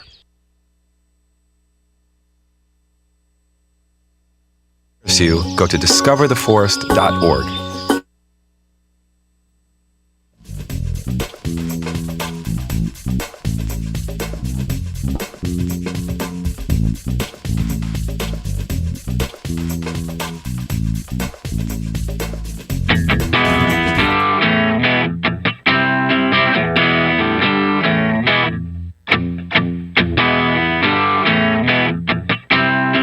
This is the Bill Press Show. Already 25 minutes after the hour on a Tuesday, December 10, with Igor Volsky here in studio with us, managing editor of Think Progress, thinkprogress.org. So the big news at Think Progress must be, as reported in the New York Times this morning, that John Podesta, founder of the Center for American Progress, is joining the Obama administration as a special counselor for a year. Well, he, as you know, ran the transition and worked for Obama in all kinds of capacities, unofficial capacities, never was part of the team. Former chief of staff. Former chief of staff to President Clinton, now joining for the first time for a year as counselor to the president, focusing on climate issues, which are, of course, near and dear to John's heart. He's worked on them for a long time and spearheaded a lot of the work we do at Think Progress on climate. So I assume this means I'm not going to see him every day in the office now, which is a bit sad because it's always fun to run into him.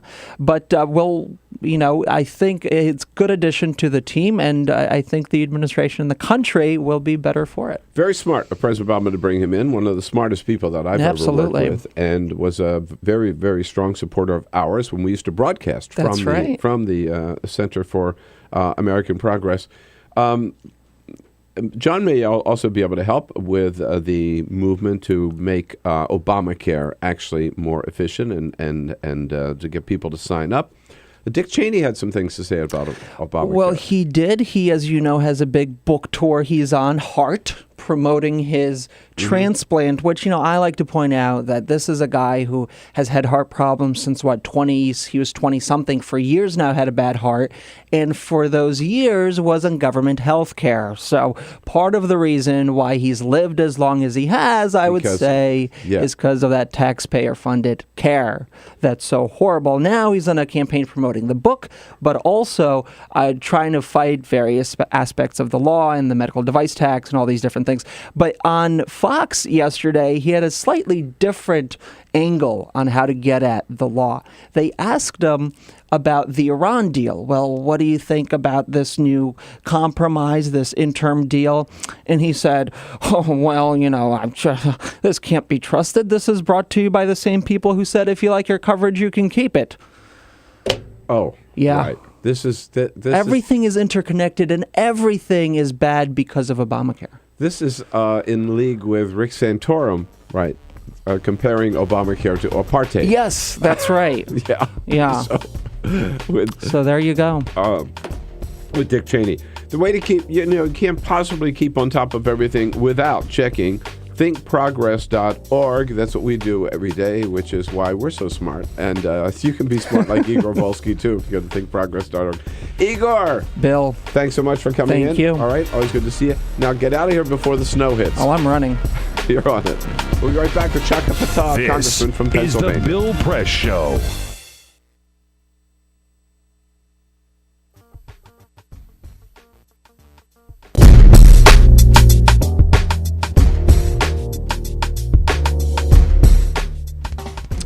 Hey, good morning, fellow Americans. Good to have you with us today. It's, of course, a very special time of the year, and so we come to you with a very special message today, and let me put it as plain as I can. We need your help. Look, I don't have to tell you how important Free Speech TV is. You wouldn't be watching if you didn't enjoy it. It's been around for a long time. I'm proud to be the new kid on the block on Free Speech TV because joining the company of Tom Hartman, Amy Goodman, the good friends at Ring of Fire, David Pakman, you get on Free Speech TV the kind of unfettered, uncensored, totally independent, unvarnished, hard-hitting news and commentary that you can't find anywhere else. Better than NPR because you can count on Free Speech TV to get your news and commentary from a strong, liberal, progressive tradition. But the fact is, we wouldn't be able to do this without your help. You know, Free Speech TV gets no government funding, no corporate funding. It's all up to you. We depend on you. We work only for you. So we need your help to keep us going. Many of you have already contributed and pledged and supported Free Speech TV for years. We encourage you to renew your pledge at this time. And for those of you just joining Free Speech TV, new to Free Speech TV, join our team by making a generous contribution here at the end of the year. If you can give us $120 a year, that's just $10 a month. We got a special gift for you, a copy of my latest book, The Obama Hate Machine, all about the Koch brothers, and a copy of Joe Cirincione, one of our favorite guests on the show, his latest book, very strong book, Nuclear Nightmares. If you can help us with $240 a year, that's $20 a month. Three books. My three favorite books I read this year. Norm Ornstein's, a book about Congress, It's Worse Than It Looks. This book by Mary Roach, a great little fun book about science. This is Science and Sex, called Bunk. Fun book. And then a great mystery novel by Michael Dibdin called Blood Rain, which takes place in Sicily, where I just got back from vacation. If you can help us with $360 a year, that's $30 a month. 3 CDs, exclusive interviews that I conducted at the Hill Center here in Washington, D.C., available nowhere else. And for those of you who are able to do so and feel generous enough to help Free Speech TV with $1,000, a very, very special gift, we will make sure that you get a scarf, just like this one, a hand-woven rayon chenille scarf by my wife, Carol Press, who is the best weaver in the world. So those are just incentives for you to join us on Free Speech TV. But again, we're here for you every day, and we ask you here, particularly at the end of the year, take advantage of the tax deduction, ask you to be here for us. Give a call at 877-378-8669.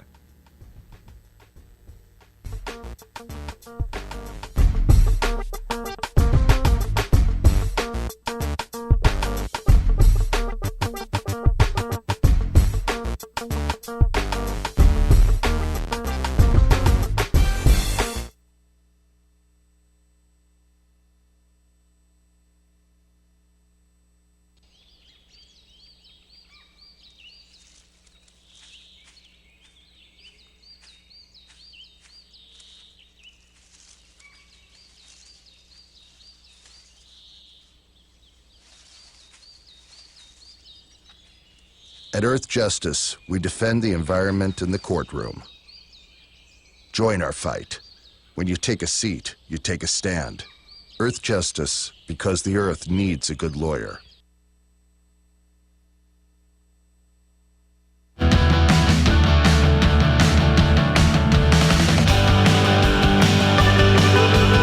Seen on Free Speech TV and online on TawkrTV, this is the Bill Press Show. At 33 minutes after the hour, good morning, everybody. Welcome back to the Bill Press Show here on a Tuesday morning, December 10, coming to you live from our nation's capital and our studio here on Capitol Hill in Washington, D.C., bringing you the news of the day and waiting for the big snowstorm here to hit our nation's capital, expected to hit any time now and to snarl up the morning commute. Most of the a good part of the federal government is actually shut down today, as well as schools in the Washington, D.C. area. I'm prepared for the snow. I've got my Carol Press scarf on here to keep me extra very nice. Warm. Hand woven, of course, rayon chenille. Beautiful scarf like this. Every one a work of art. And if you want to be as lucky as I am to wear one to keep you looking warm and beautiful, think of it as a possible Hanukkah Christmas gift to yourself or to someone you love in your family. Go to our website at BillPressShow.com and click on the upper right-hand side. You'll see Carol Press scarves in all kinds of different colors and designs. You can check out for yourself, get in touch with Carol, and make yourself happy with a Carol Press scarf. We have been keeping our eye on the World Cup Soccer Stadium down in Johannesburg, South Africa, of course. Very, very moving ceremony this morning in honor of Nelson Mandela. 100,000 people there, some 90 world leaders. President Obama giving a very moving eulogy a little earlier this morning. With his eye on that and his remembrances of his own time with Nelson Mandela, we turn to a good friend of ours, Congressman Chaka, who represents Pennsylvania's 2nd Congressional District, on our newsline this morning. Hey, Congressman, good to have you with us. Well, it's good to be with you, and it has been just a awe-inspiring life that Nelson Mandela lived, and the appropriateness of such a massive outpouring is because of his extraordinary sacrifice and struggle. He was a great man, and I met him on a number of occasions, but beyond just the personal, he literally changed the world in terms of how to deal with the challenges that are confronted by people who are oppressed. He used all of the tools in the toolkit, and he liberated his people. Congressman, there's a great photograph of you on your website with Nelson Mandela. What was he like in person? Well, I saw him at different moments, both in Philadelphia. Once he was released, he came to Philadelphia on his tour of the United States. But I saw him, the one moment that was behind the scenes. I had flown into Africa with President Clinton when he was the president. Nelson Mandela had been conducting some peace talks, trying to resolve a conflict in Burundi. Mm-hmm. And these talks had come to a conclusion and was supposed to be an announcement of a big peace accord. President Clinton was flying in for this announcement.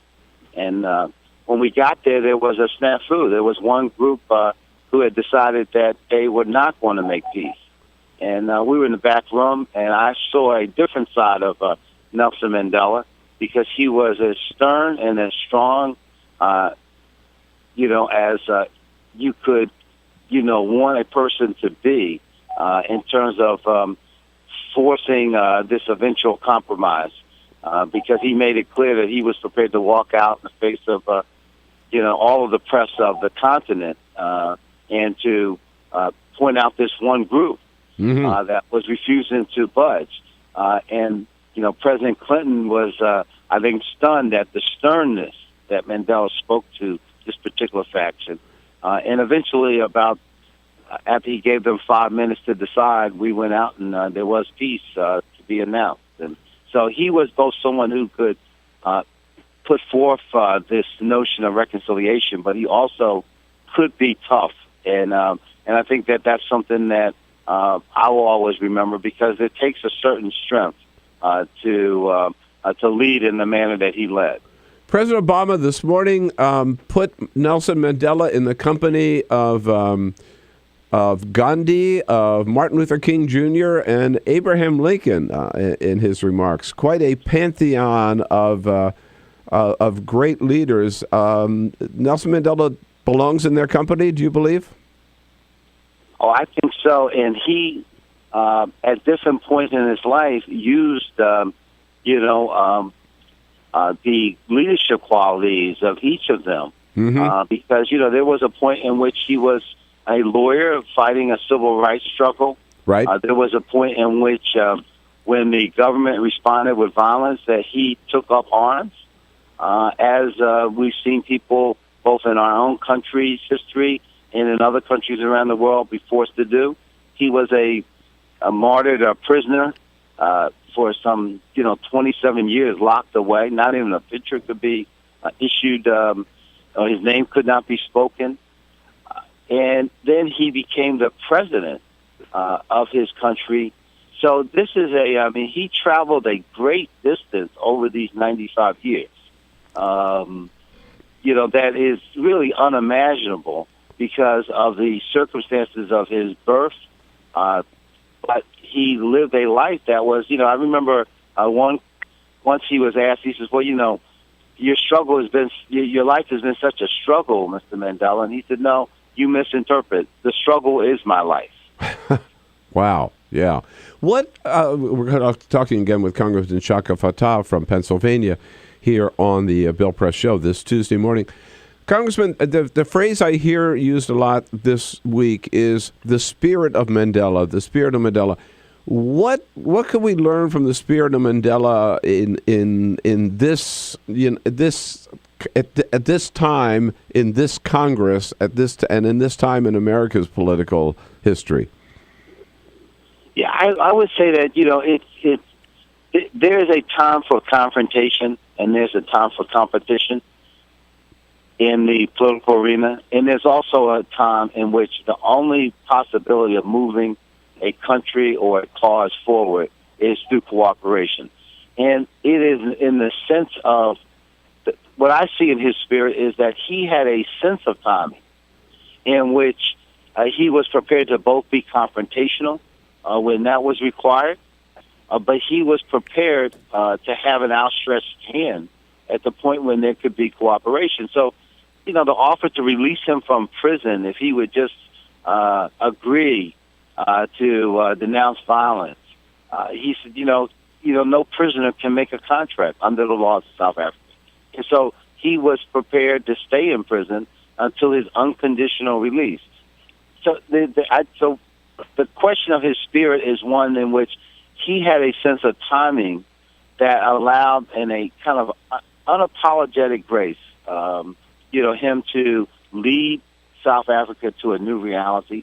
And I think it all goes back to their statement before the court when he was about to be sentenced, and he said, look, I have fought against black domination, and I've fought against white domination, and I'm prepared to give my life if necessary against both of these poisons. And he went on eventually to say at one point in his life that, poison is a cup in which you're drinking from that you hope that your enemy is going to die. And, he just was a great man, and the world will never, I think, see another like him, even though all of us can find in his life's work, inspiration in terms of the challenges that we deal with, because all of us want to deal with some slight in a way that will be confrontational, but sometimes it's better to move forward on the broader causes at hand. Congressman, the word that you haven't used, but President Obama used, I was just looking for it in his remarks this morning. He used the word compromise, and I thought that was a not so veiled message to Republicans in Congress today, right? That they really honor the spirit of Nelson Mandela. You use the word cooperation, right? And compromise in order to get things done. I was struck by the tremendous reception that President Obama received from that crowd in Johannesburg this morning, Congressman. Do you see, it seemed to me, rather, that the South Africans see Barack Obama as sort of the embodiment of Nelson Mandela, that Nelson Mandela's struggle helped make a Barack Obama first black president of the United States possible. Is that going too far, or do you think that's the way things are? No, I think that the response to the president's arrival and his arrival to the podium was just extraordinary, and I think it does put into perspective the president's own words that without Mandela, there would be no Barack Obama. But there would also not be the election of the new mayor of Detroit. That what we have to see is that, race in and of itself is not the criteria. That people have to look at leadership as it's presented and to make decisions. When the president won Iowa, it wasn't on the strength of African American votes. He didn't win New Hampshire on the strength of African American votes, right? These are states in our country in which the African American vote is probably less than 2%. The reality is that we have to look at the strength of people's character, and that was brought about in the same way that Mandela reached out and put the clerk in as deputy president. He put Botha in as a minister. he reached out to even his actual prison guard. Right. Who had imprisoned him for 27 years. And, so I think that this is, there's a lot to be learned here. And I think the most important point for us as a country is that, what you saw in Mandela was someone who put his nation first. And what we seem to be doing now is putting our politics or our political party first. Yeah, excellent point. So much we can learn from Nelson Mandela. Congressman, it's so good of you to spend some time with us this morning. Appreciate it very much. Happy holidays to you, sir. And I'll talk to you again soon. We're pretty happy in Philly because the Eagles won, but we have some work to do in Washington. So long now. Bye-bye. All right, thanks. Chaka Fattah, Congressman from the 2nd Congressional District, keeping his eye on what really counts. I'm not sure if the Eagles actually won. You can't tell with all that snow on the ground when they played on Sunday. Yeah. The Eagles look good this season. They do. They do indeed. It's the Bill Press Show, Tuesday morning. We'll be right back. Streaming live video right now at youtube.com/TawkrTV. That's TAWKR TV. This is the Bill Press Show.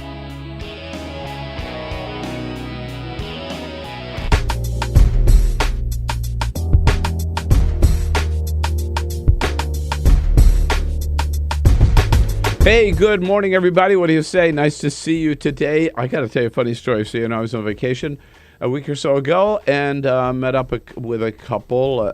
We were chatting over dinner one night, and the guy said to me, so, obviously, you're retired. And I said, what? I'm not retired. I said, what? You think because I've got gray hair, I'm retired? No way. I'm not going to retire because I love what I'm doing, and I really do. Look, having to get up so early to do this show is no fun, but doing the show is something that I just look forward to every single day. I mean, it's great fun getting up, getting on top of the news, having the first crack at the news every day, being able to line up all of our guests, the best guests we can find to bring to you, and then hearing from you all over the country, your calls, your comments on the news of the day. It's just the best job, I think, in the world. And it's especially great, and I especially love now, being able to do this job on Free Speech TV and joining such giants in broadcasting as Tom Hartman and Amy Goodman and the good friends over at Michael Papantonio and the others at Ring of Fire. And it's all on Free Speech TV, the kind of hard-hitting, independent, uncensored news and commentary that you get nowhere else. That's the value of Free Speech TV. But of course, without any government funding, without any corporate funding, we depend on you to keep us going here at Free Speech TV. We work only for you. And so once again, we turn here at the end of the year to ask for your help, because without your help, we would not be on the air. And now at the end of the year is a good time to do it, because you not only help us and help everybody at Free Speech TV, but you help yourself by getting that good tax deduction. As a little incentive to help us out, a couple things to keep in mind. If you can help us with $10 a month, $120 a year, we will give you a copy of 2 great books. My latest one, The Obama Hate Machine, all about the Koch brothers, and Joe Cirincione, frequent guest here on the Bill Press Show, his latest book, Nuclear Nightmares, a real great book. For $20 a month, $240 a year, we'll give you 3 of the favorite books that I read this year, all in paperback. Norm Ornstein's book about Congress, It's Worse Than It Looks.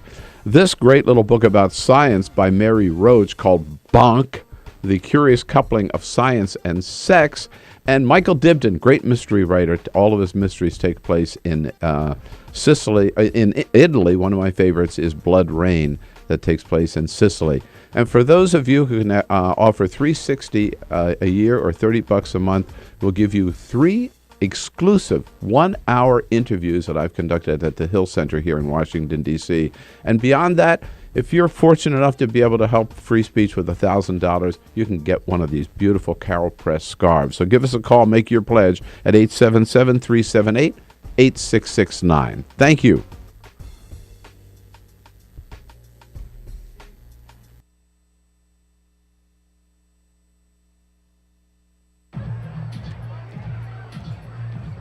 If you drive buzzed, it could cost you around $10,000. You'll face major legal fees, major fines, and steep insurance penalties. You could lose everything. Nothing kills a buzz like getting pulled over for buzz driving, because buzz driving is drunk driving. When some people struggle with their mortgage payments, they become frozen, petrified. Not knowing what to do, they do nothing. But the people who take action are far more likely to get the most positive outcome. Making home affordable is a free government program. Call now to talk one-on-one with a housing expert about the options that are right for you. Real help, real answers, right now.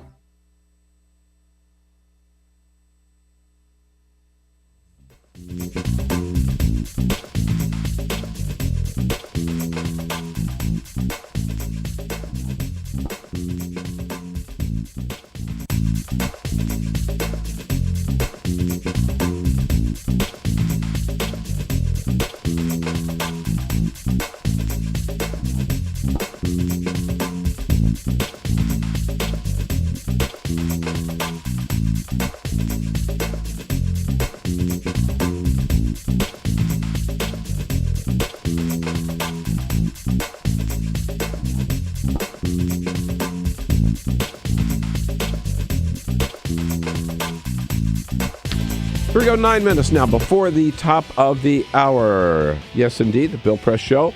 This Tuesday morning, again, coming to you live on your local progressive talk radio station, on Free Speech TV, and on our video stream at TawkrTV, youtube.com/Tawker, Tawkr TV. While most of the attention of the world is focused on Johannesburg, South Africa this morning, here in Washington, D.C., the Senate and the House are both in session. This is their final work week of 2013, believe it or not. Not that they have worked so hard all year long. Did a little research last night into, they're calling this now the Do Nothing Congress. And just to put that in perspective, remember the first time the Do Nothing Congress phrase was used successfully was by Harry Truman in 1948 when he was considered a sure loser for re-election. Ran around the country attacking the Do Nothing Congress. That was the 80th Congress. And so strongly, so successfully that he won re-election. Well, it's worth pointing out that Harry Truman's Do Nothing Congress, the 80th Congress, actually wasn't such a slacker after all. They passed 900 bills. By contrast, this Congress, the 113th, in its first year of the 113th session of Congress, in 2013, passed a total of 52 bills. 52 compared to 900. That's remarkable. Astounding. And 52 ain't as good as it sounds, because when you look at the 52 bills, they include a bill to name an interstate bridge after Stan Musial, to name part of the tax code in honor of, she's still alive, former Senator from Texas, Kay Bailey Hutchinson, to name an airport control tower, to reauthorize 5 different laws that already exist, just simply to reauthorize them.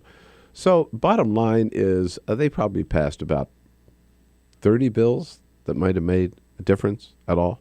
I mean, wow. Pathetic. And for that heavy lifting, friends and neighbors, we pay members of Congress $175,000 a year. Thanks, guys. Think we're getting our money worth? Yeah, no way. President Obama, now in the grandstands after giving his eulogy this morning. What's on the rest of his day? We'll tell you when we come back here on The Bill Press Show. On your radio, on TV, and online. This is The Bill Press Show.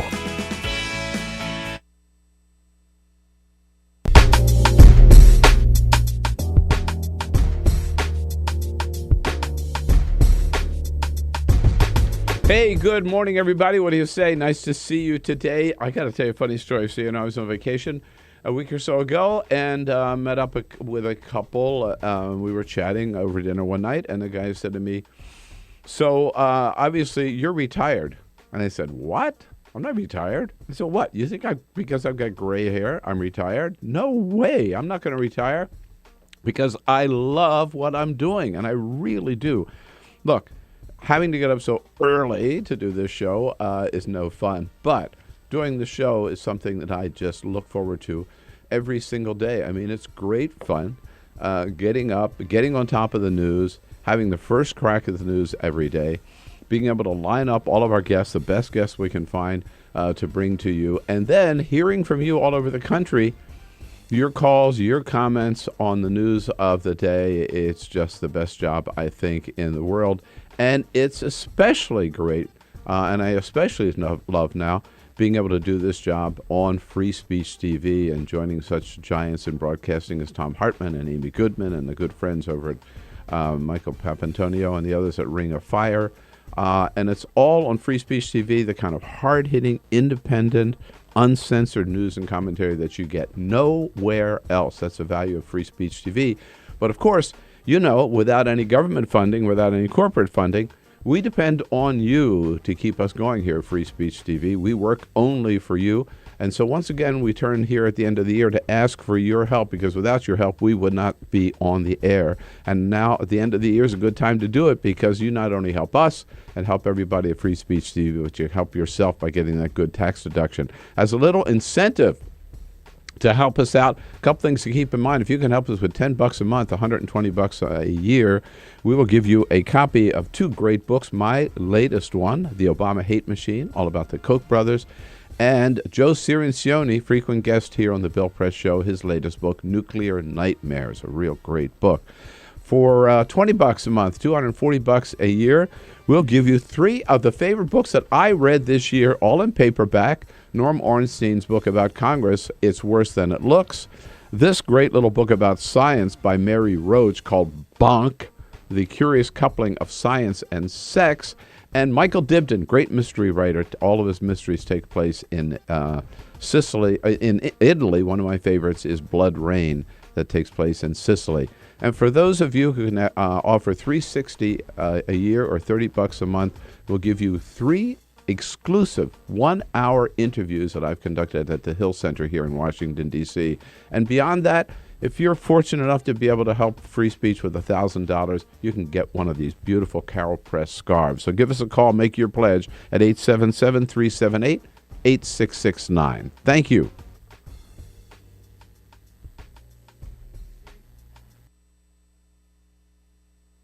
This is the Bill Press Show. Hey, you know, the one story that I want to find out more about, Peter, is this headline I saw in the Washington Post that the rover on Mars has discovered a lake. Yeah, I saw that. A freshwater lake, and they think the water could actually be drinkable water. Everybody in the pool. Is this lake still there, or is it a lake that used to be there, and are there that's a good fish question. in it? And you know, I mean, just all kinds of questions about this. Expect an update at the top of next hour. I'll have it for you. Okay, I'll find out the story. All right, I want to know. Yeah, you got it. Lots of questions about this. All right, very good. President Obama attending the memorial service representing the United States, of course. In Johannesburg at the World Cup Soccer Stadium, completed his remarks. He is now there following the rest of the program. And after that today, at 8 o'clock tonight, South African time, the President and First Lady will depart Johannesburg back for the United States, so not spending the night there. That means I think they get back to the White House probably sometime early to Wednesday morning. We'll get back with hour number 3. This is the Bill Press Show.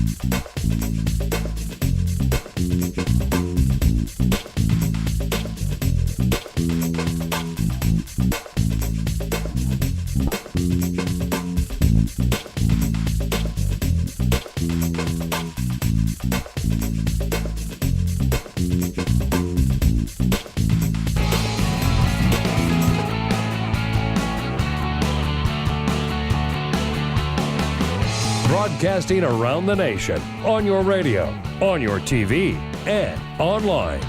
This is The Bill Press Show. 100,000 people, 90 world leaders in the World Cup Stadium in Johannesburg to honor the memory of Nelson Mandela. And in the spirit of Mandela, President Obama walked in and shook hands with Raul Castro, the president of Cuba. There it is, reconciliation, compromise, the spirit of Mandela. Good morning, everybody. Here we are. It is Tuesday, December 10. Good to see you today. Welcome to the Bill Press Show. We are live at our nation's capital. Waiting. Whoa. Has it happened yet? Do we have any snow yet? No? It is snowing. Yep, it is snowing It is now. snowing. It Yeah, has it is started snowing. It was Nothing's predicted to start sticking right around this time. You bet that Washington will shut down even more than it's normally shut down here, if it hasn't already done so. Great to see you today, wherever you happen to be. We're just catching up with a lot of the bad weather that many parts of the country have experienced. But snow or sleet, we are here with you to bring you up to date on the news of the day and give you a chance to comment and tell us what it all means to you. We look forward to getting your calls at 866-55-PRESS, our toll-free number. Hearing your comments on Twitter at BP Show and on Facebook at facebook.com/BillPressShow. This hour with the team here, Peter Ogburn is back from Charleston, South Carolina. Indeed. Peter, good to have you back. We didn't see much snow down there in South Carolina. No? Well, when it's 80 degrees, it's hard to deliver snow. And I didn't see our buddy Ike down there either. I was looking for Ike. No. I was looking for Ike from Charleston. I didn't see Ike him. said for sure he's going to meet you at the stripper club. He called while you were away and said, yeah, he did. I didn't see him at the Southern Belle or whatever the name of the strip club is down there. Elisa Murphy, associate producer, here with us, as well as Alicia Cruz on the phones, and Cyprian Balding keeping us looking good on that video stream at TawkrTV, youtube.com/TawkrTV. You realize? I promised you an update on the Mars Lake. I have to get this in. I promised you an update on the Mars Lake. Our staff, I speak and people jump. Well, you said that the rover said that there was this lake. There was a lake on Mars. Okay, lake so there is no water in it. I mean, which we may have imagined, but they said that it was a lake that existed about 3.7 billion years ago. Oh, it's just around the corner. Yeah. And it could have sustained life. They said that there are habitable environments that were present there in that lake. And one of the head scientists there said that it's amazing how much it looks like Earth in this area. Is that right? Yeah. So who knows? So there could have been and could still be, right? That's what they're saying. Oh man, we got to go there and check it out for ourselves. See you there. Yeah, right. Yesterday, something that we all take for granted now, don't even think about where it came from and how it got its name. But yesterday, December 9, was actually the 45th anniversary of this little thing we all have alongside of our computer.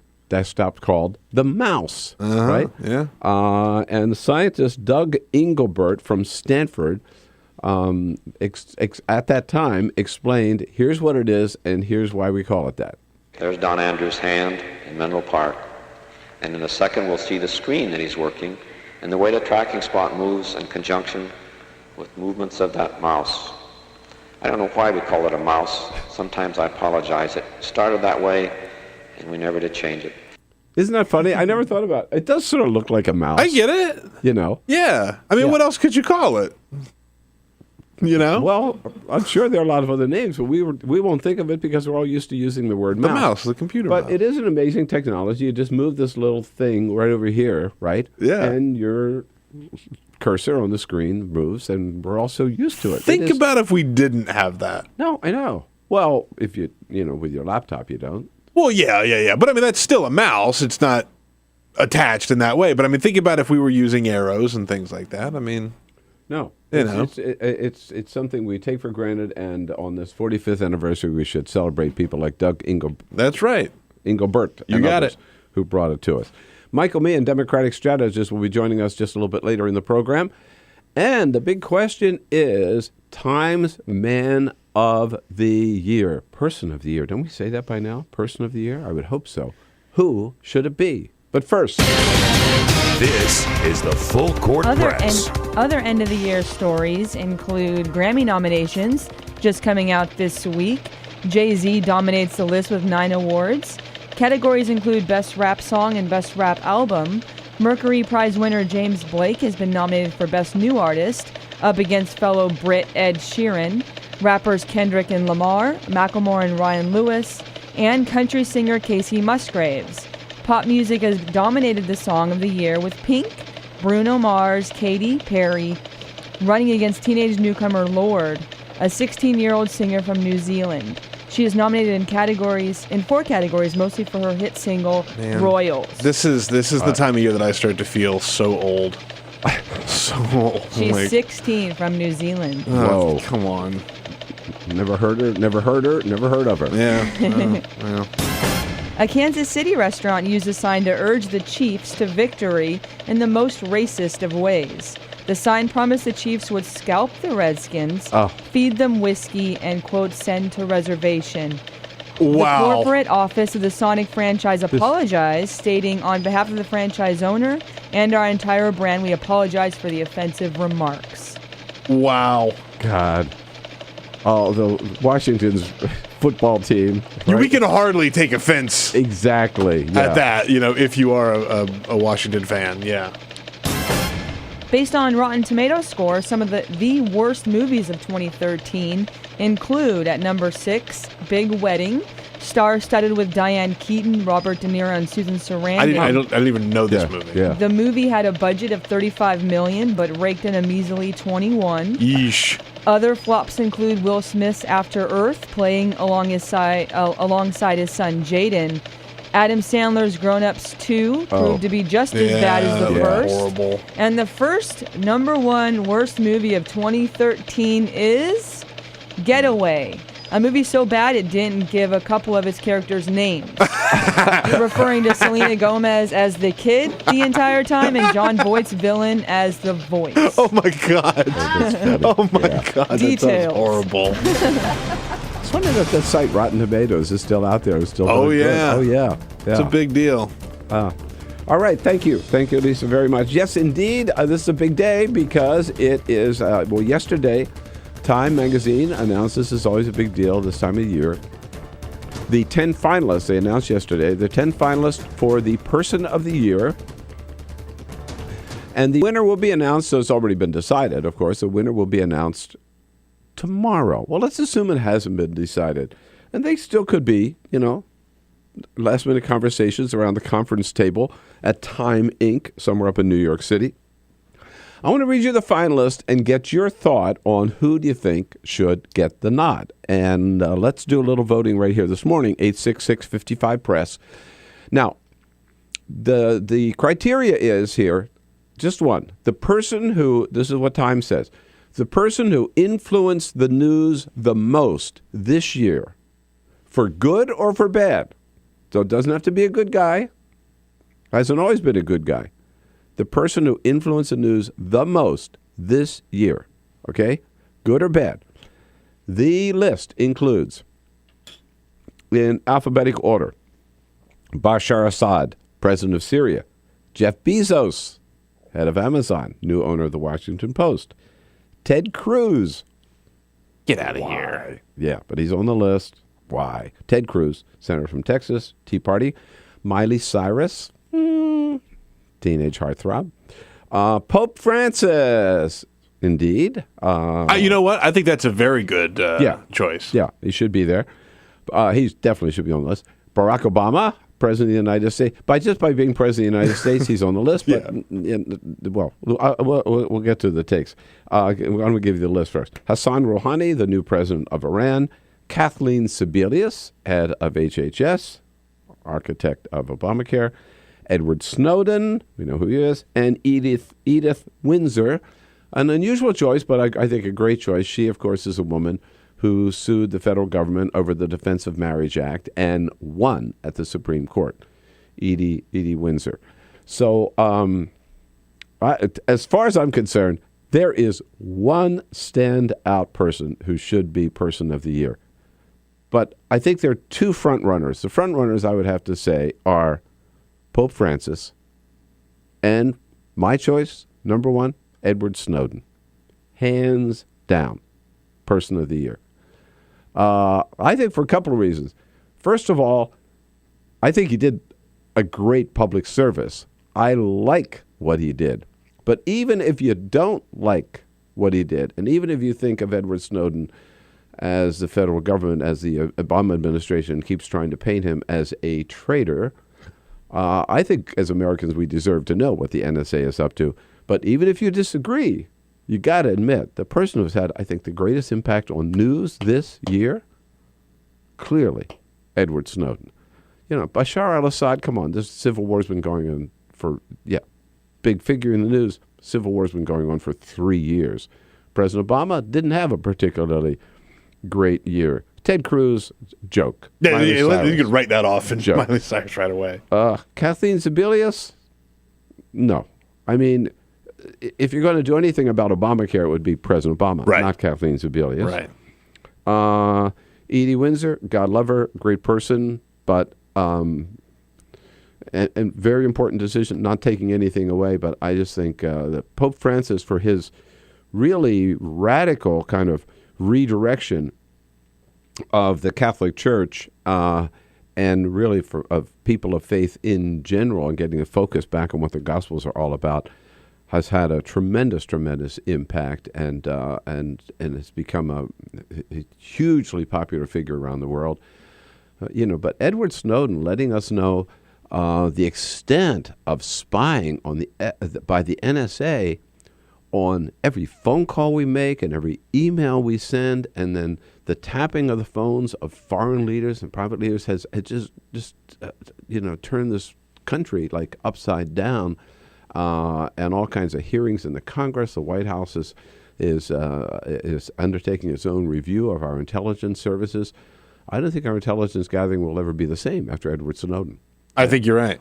And you think about the manhunt, the president commenting on him, the grounding of planes with diplomats on it because there was a fear that Edward Snowden might be on the plane. Right. All these things. I mean, we went out of our way. We said we wouldn't have even let him get on a plane and get down to, where was he headed, to Peru or Brazil or something like that. Yeah. I forgot, but yeah. In South America, because they'd have to travel over some American airspace, and we wouldn't even let another country's plane cross our airspace with Edward Snowden in it.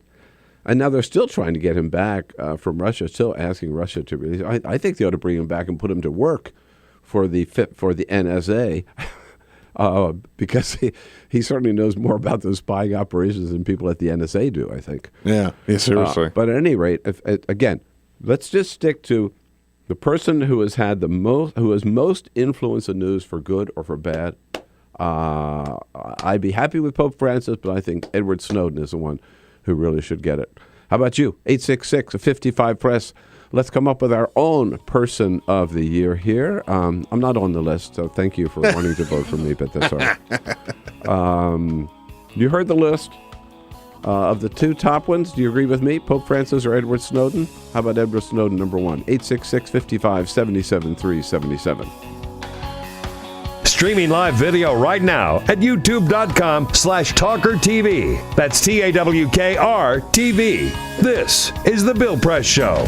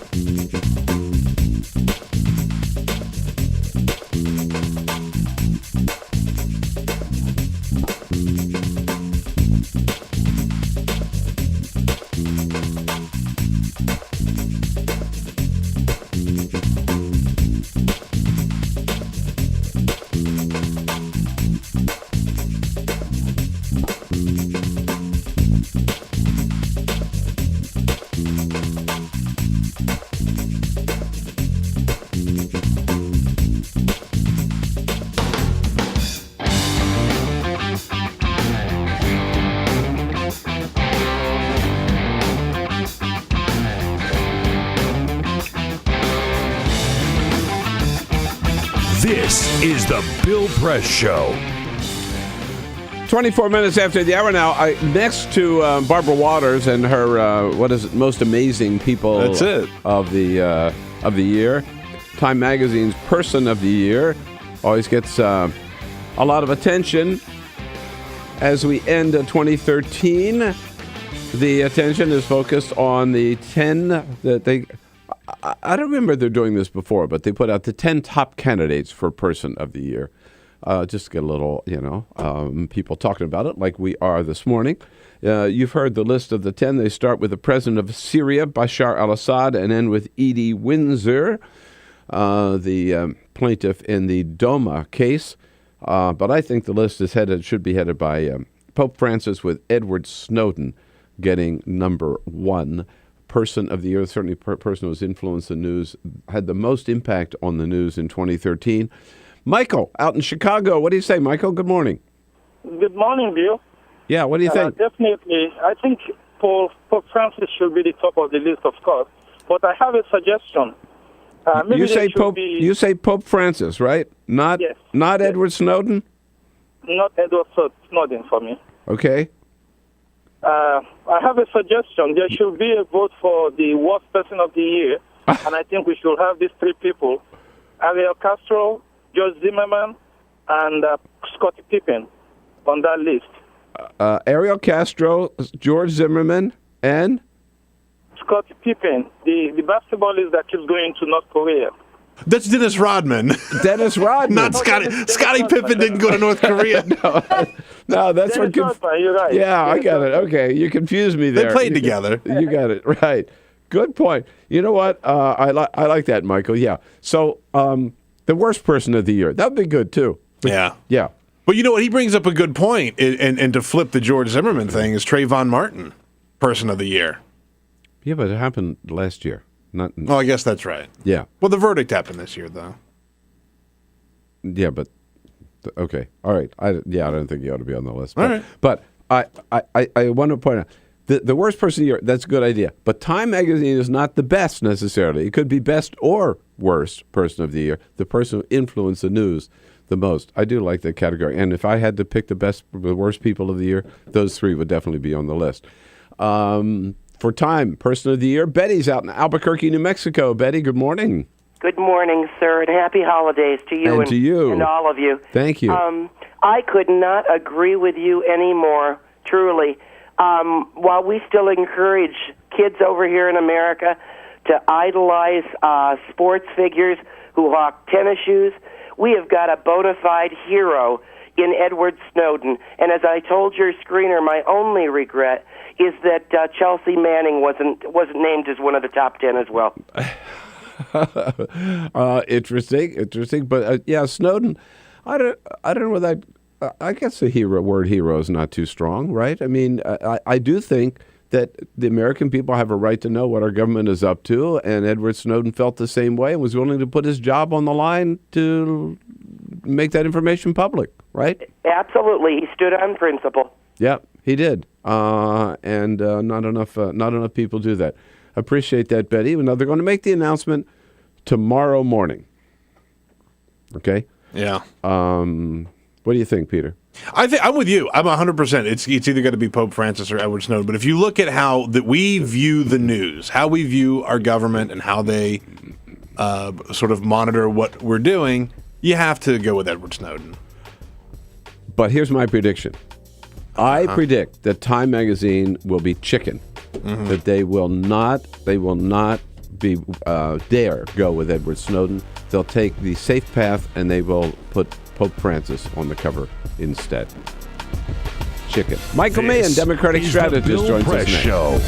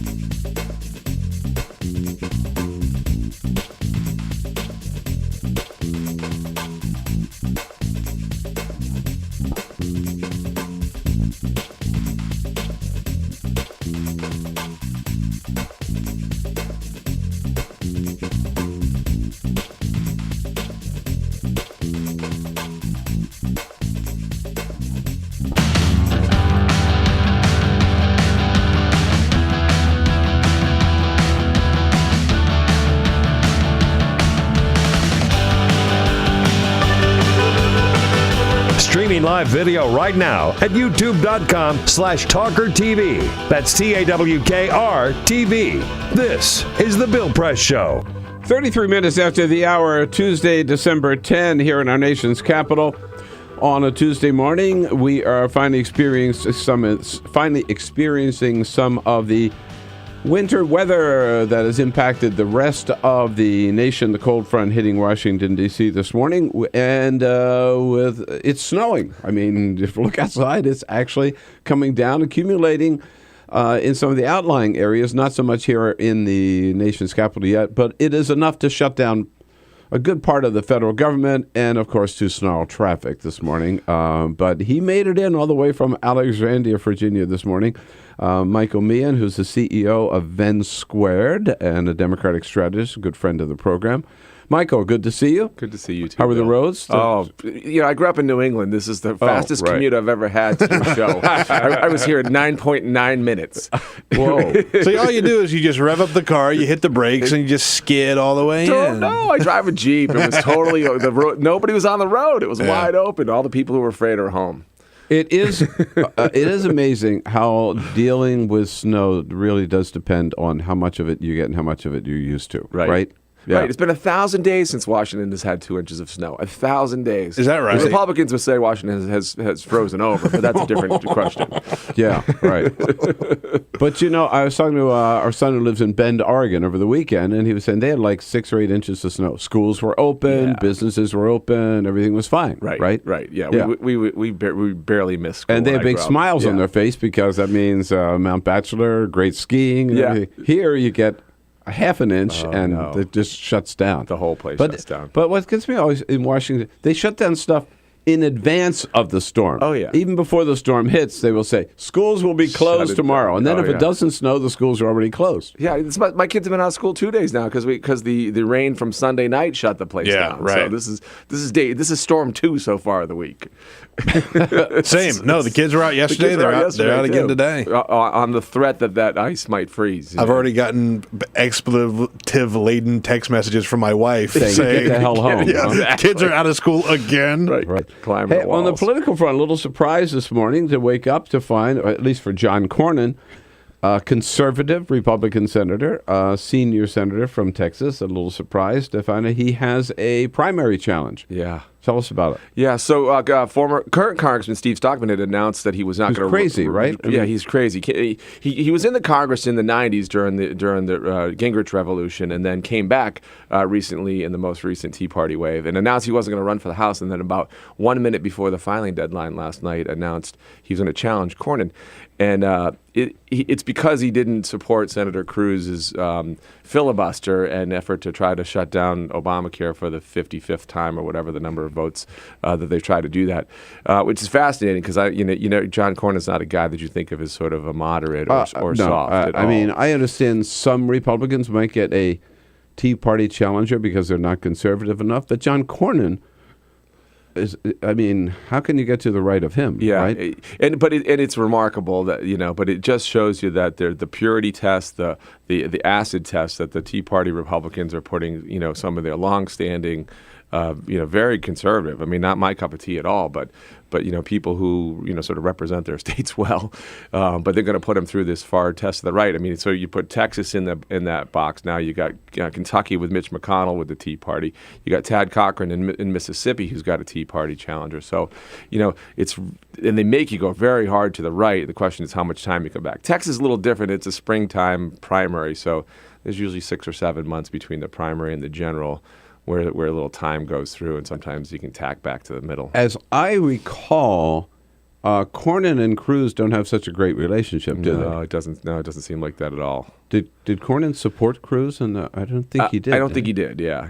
Well, because Cruz had sort of come out. He was not the party's choice. Correct. Right. And Cornyn is a leadership guy and was very much about clearing fields and doing what party leaders do when they pick candidates to run. And Cruz would not have been in that camp at the time that he came. So I imagine there's a little bad blood between the two of them. Overall, for the last couple of months that we've been dealing with the problems with the website for the Affordable Care Act, or Obamacare, Democrats were very nervous about, here we thought we'd have something we could run and brag about in 2014, but now we're gonna be sunk down apologizing for the failures with Obamacare. Now that they kind of have the problems with the website fixed. Has that changed, do you think? Well, yeah. Democrats feeling better about... Well, clearly for the president to get down into the 30s in favorability means that people who are Democrats who tend to support him lose some enthusiasm. And I think the 10 weeks of the inability to run a website for a president who came to office as the technology president, as the guy who figured this all out. But he ran into the government problem of actually trying to run websites through government procurement processes, which is a horrible and as we can see, a very difficult thing to do. But I think that in the end of the day, look, the 85% of America who already has insurance at the end of every year gets a chance to pick from their employer 1 or 2 or 3 different ones. And that's a complicated thing for most people, myself included. Never mind people who don't have health insurance. And now you send them to a website that doesn't easily explain stuff, and we watch our friends over at Fox News find 1 or 2, 3 people that have horrible instances where their children are getting cancer treatments.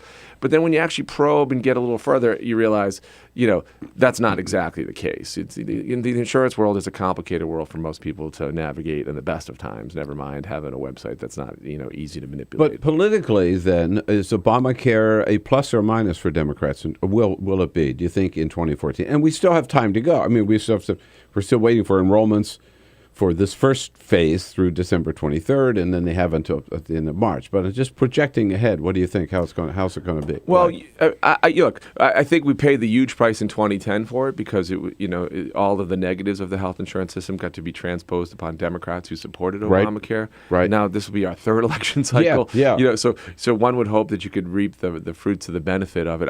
I think a year from now, people will be enrolled. I mean, I grew up in Massachusetts, a little different circumstance, but they put it together in the states but the Republicans actually helped with the Democrats. They worked together instead of working apart the way they do here in Washington now. But I think at the end of the day, more people will have insurance and there'll be better statistics on it. But I definitely think it's been 2.5 months of just. On the other hand, the Republicans have made, at least from what I can see, no effort on their own to come up with any agenda of their own or any ideas of their own or putting anything forward. They are really counting on running on the fact that Obamacare was tried and has failed, and Democrats are responsible. There's no question to the extent that Obamacare is working, what are Republicans left with? Right, because the intensity argument goes away if you're able to show that it's successful. I mean, if Democratic candidates are able to say, here in my district, there are 75,000 more people that have health insurance today than did 4 years ago before this was passed. It's time to make sure that it keeps working and let's get some jobs going. It's going to be an easier pivot for Democratic candidates to have that message a year from now. And Republicans left with? They didn't have. Their answer was, we tried to stop it 55 times, for 4 years, and we never were able to do that. Talking the politics of the day with Michael Meehan from VennSquared, CEO of VennSquared. It's VennSquared.com, VennSQ.com. I'm intrigued, Michael, by, and I say this as a fan of Hillary Clinton's, I'm intrigued by this growing movement. There's a PAC out there. They're raising money, to basically anoint and crown Hillary Clinton as the Democratic candidate for president in 2016. Without taking anything away from Hillary Clinton, isn't this the same thing that we tried in 2008? Right. It's really hard to be the front runner for the Democratic presidential nomination for several years. It's just, John Kerry, I've worked for him for years. We had the same challenges. He was the front runner for this part of the cycle. And then Howard Dean came and he was the front runner. And then we had to come from behind to win the nomination in 2004. I think you saw the same thing. Hillary was the person in 2007, and I'm a huge fan of Hillary Clinton's as well. And supporter of hers in the past. So it's just hard to run the table. Now, what her and her supporters are trying to do is to clear the field, right? Everybody, the fastest road to winning the nomination is to have nobody run against you. So what they're trying to do is show they're big and muscular and try to make sure there's not high quality opposition. Is it good for the party not to have no primary? No. I think it could be shorter. I think for 2 years and the lengths that we go through. Absolutely. And, with all due respect to my New England friends in New Hampshire and our friends in Iowa, we have a very small states making very small choices, 30, 40,000 people deciding who our nominee is. Look, I would start the process in 2016. I would support a law that says you cannot announce or have your first campaign events or whatever. And it used to be that way, right? And in the spring of the year of the presidential years when they would announce. Right. I forget when John F. Kennedy announced, but it wasn't 2 years ahead of time. Oh, right. And Bobby Kennedy didn't get in against Lyndon Johnson until like March. Yeah, yeah. Right. Yeah. Of the presidential of the actual of that year. Right. So I'm with you to shorten it, but I also think we'll talk more about this after the break here. That a healthy primary, no matter who it is good for the party. At least it shows that the party's got a bench, it's got some strength, and it's got some life. Political season here never stops. It seems. It's the Bill Press Show. Join us at 866-55-PRESS. Yes. What about Hillary 2016? This is the Bill Press Show.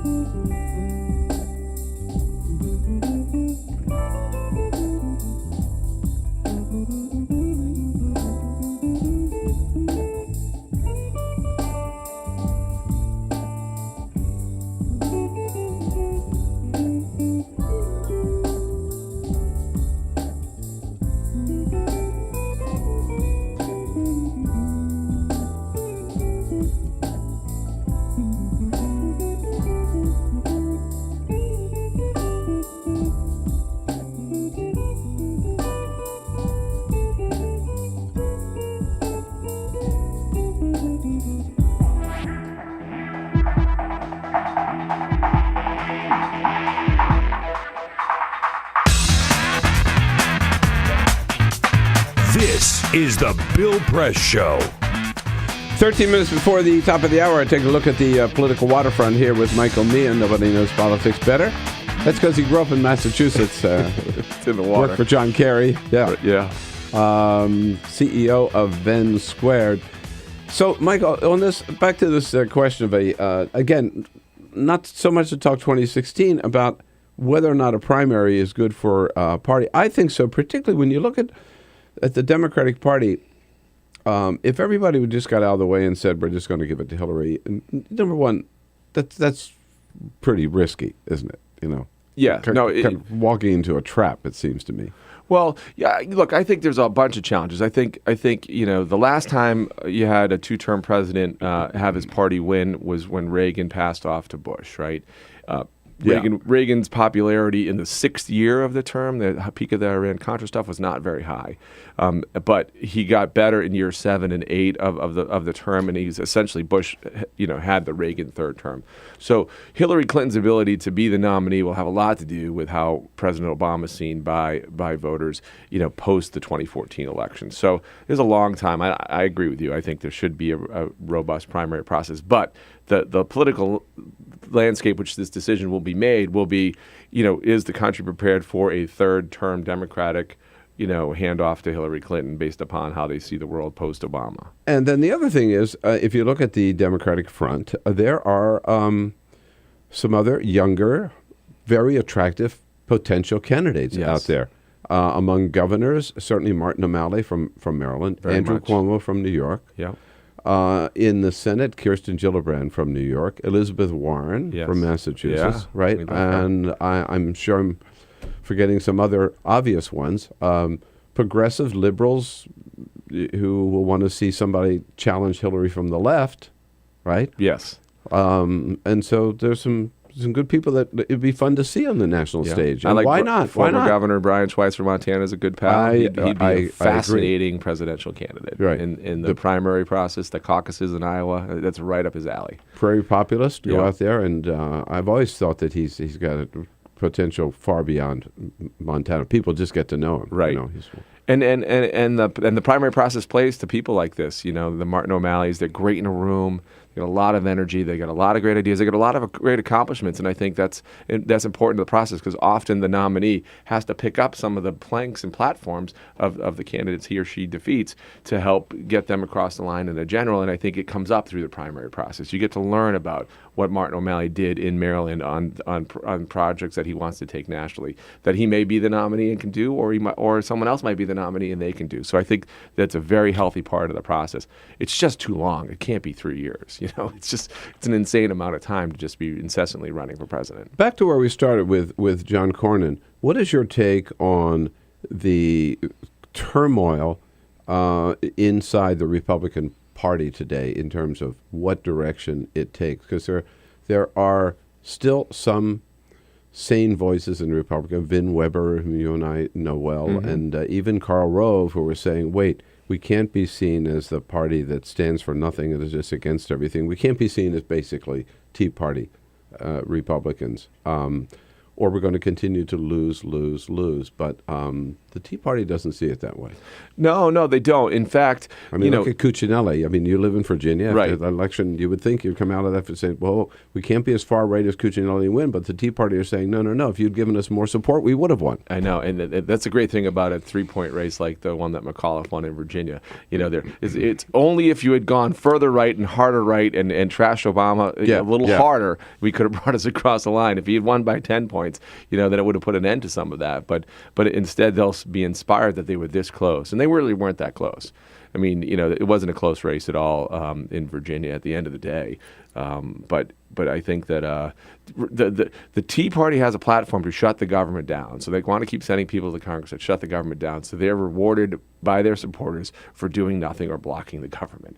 It's an impossible plank to have reasonable people. There are Republicans who'd like to have the administration again and run the White House know that they can't do it if they keep having this kind of taint on the party. But for example, the issue of immigration reform, Lindsey Graham, again, no wild-eyed liberal, said, if we are not seen as out there supporting comprehensive immigration reform, we will never win the White House again.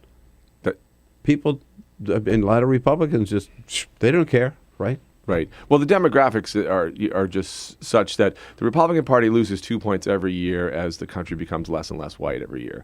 And the coalition to win a presidential campaign, you cannot just carry simply just the white vote. And the Republicans are able to do that. And the Obama coalition, has Hispanics has African Americans, that overwhelmingly 2-to-1 supported Obama, and that's how the coalition comes together to get to 52.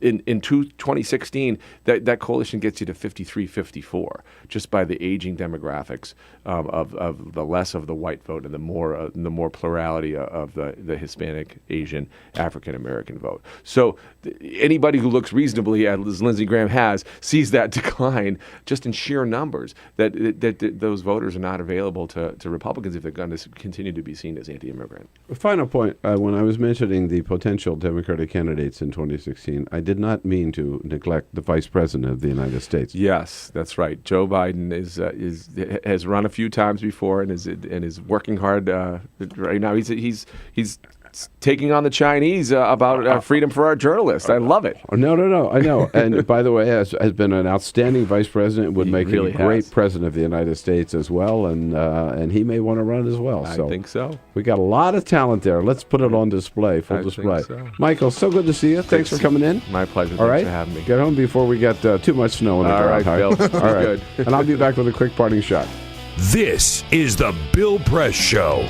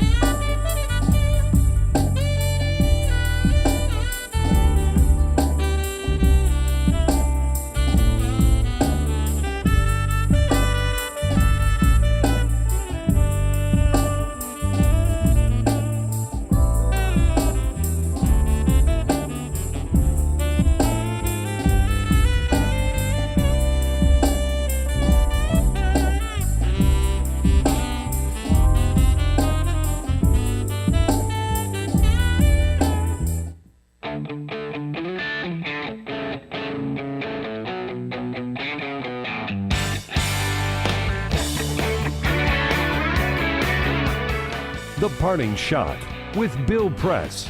This is the Bill Press Show. Well, back in 1948, Harry Truman ran against the Do-Nothing Congress, but if he thought that 80th Do-Nothing Congress was bad, he should have seen the 113th. The 80th Congress, after all, even though Harry called it do nothing, passed 900 bills that year, that session. This year, Congress passed 52 bills, and not all of them were worthwhile. But the worst, most frustrating part of it all is that this pitiful record could have been changed overnight if John Boehner would only allow the full House to vote on those important issues left unaddressed this year, like immigration reform and gun safety and a farm bill. Just proves that to fix this mess in Congress, we need two things in 2014. We need new non-Tea Party members of Congress who come here to solve problems, not play politics. And we need a new speaker who is willing to lead. John Boehner's been the worst. Hey, folks, have a good day, a good Tuesday. Come back and see us right here again tomorrow morning. Show. Have a good one.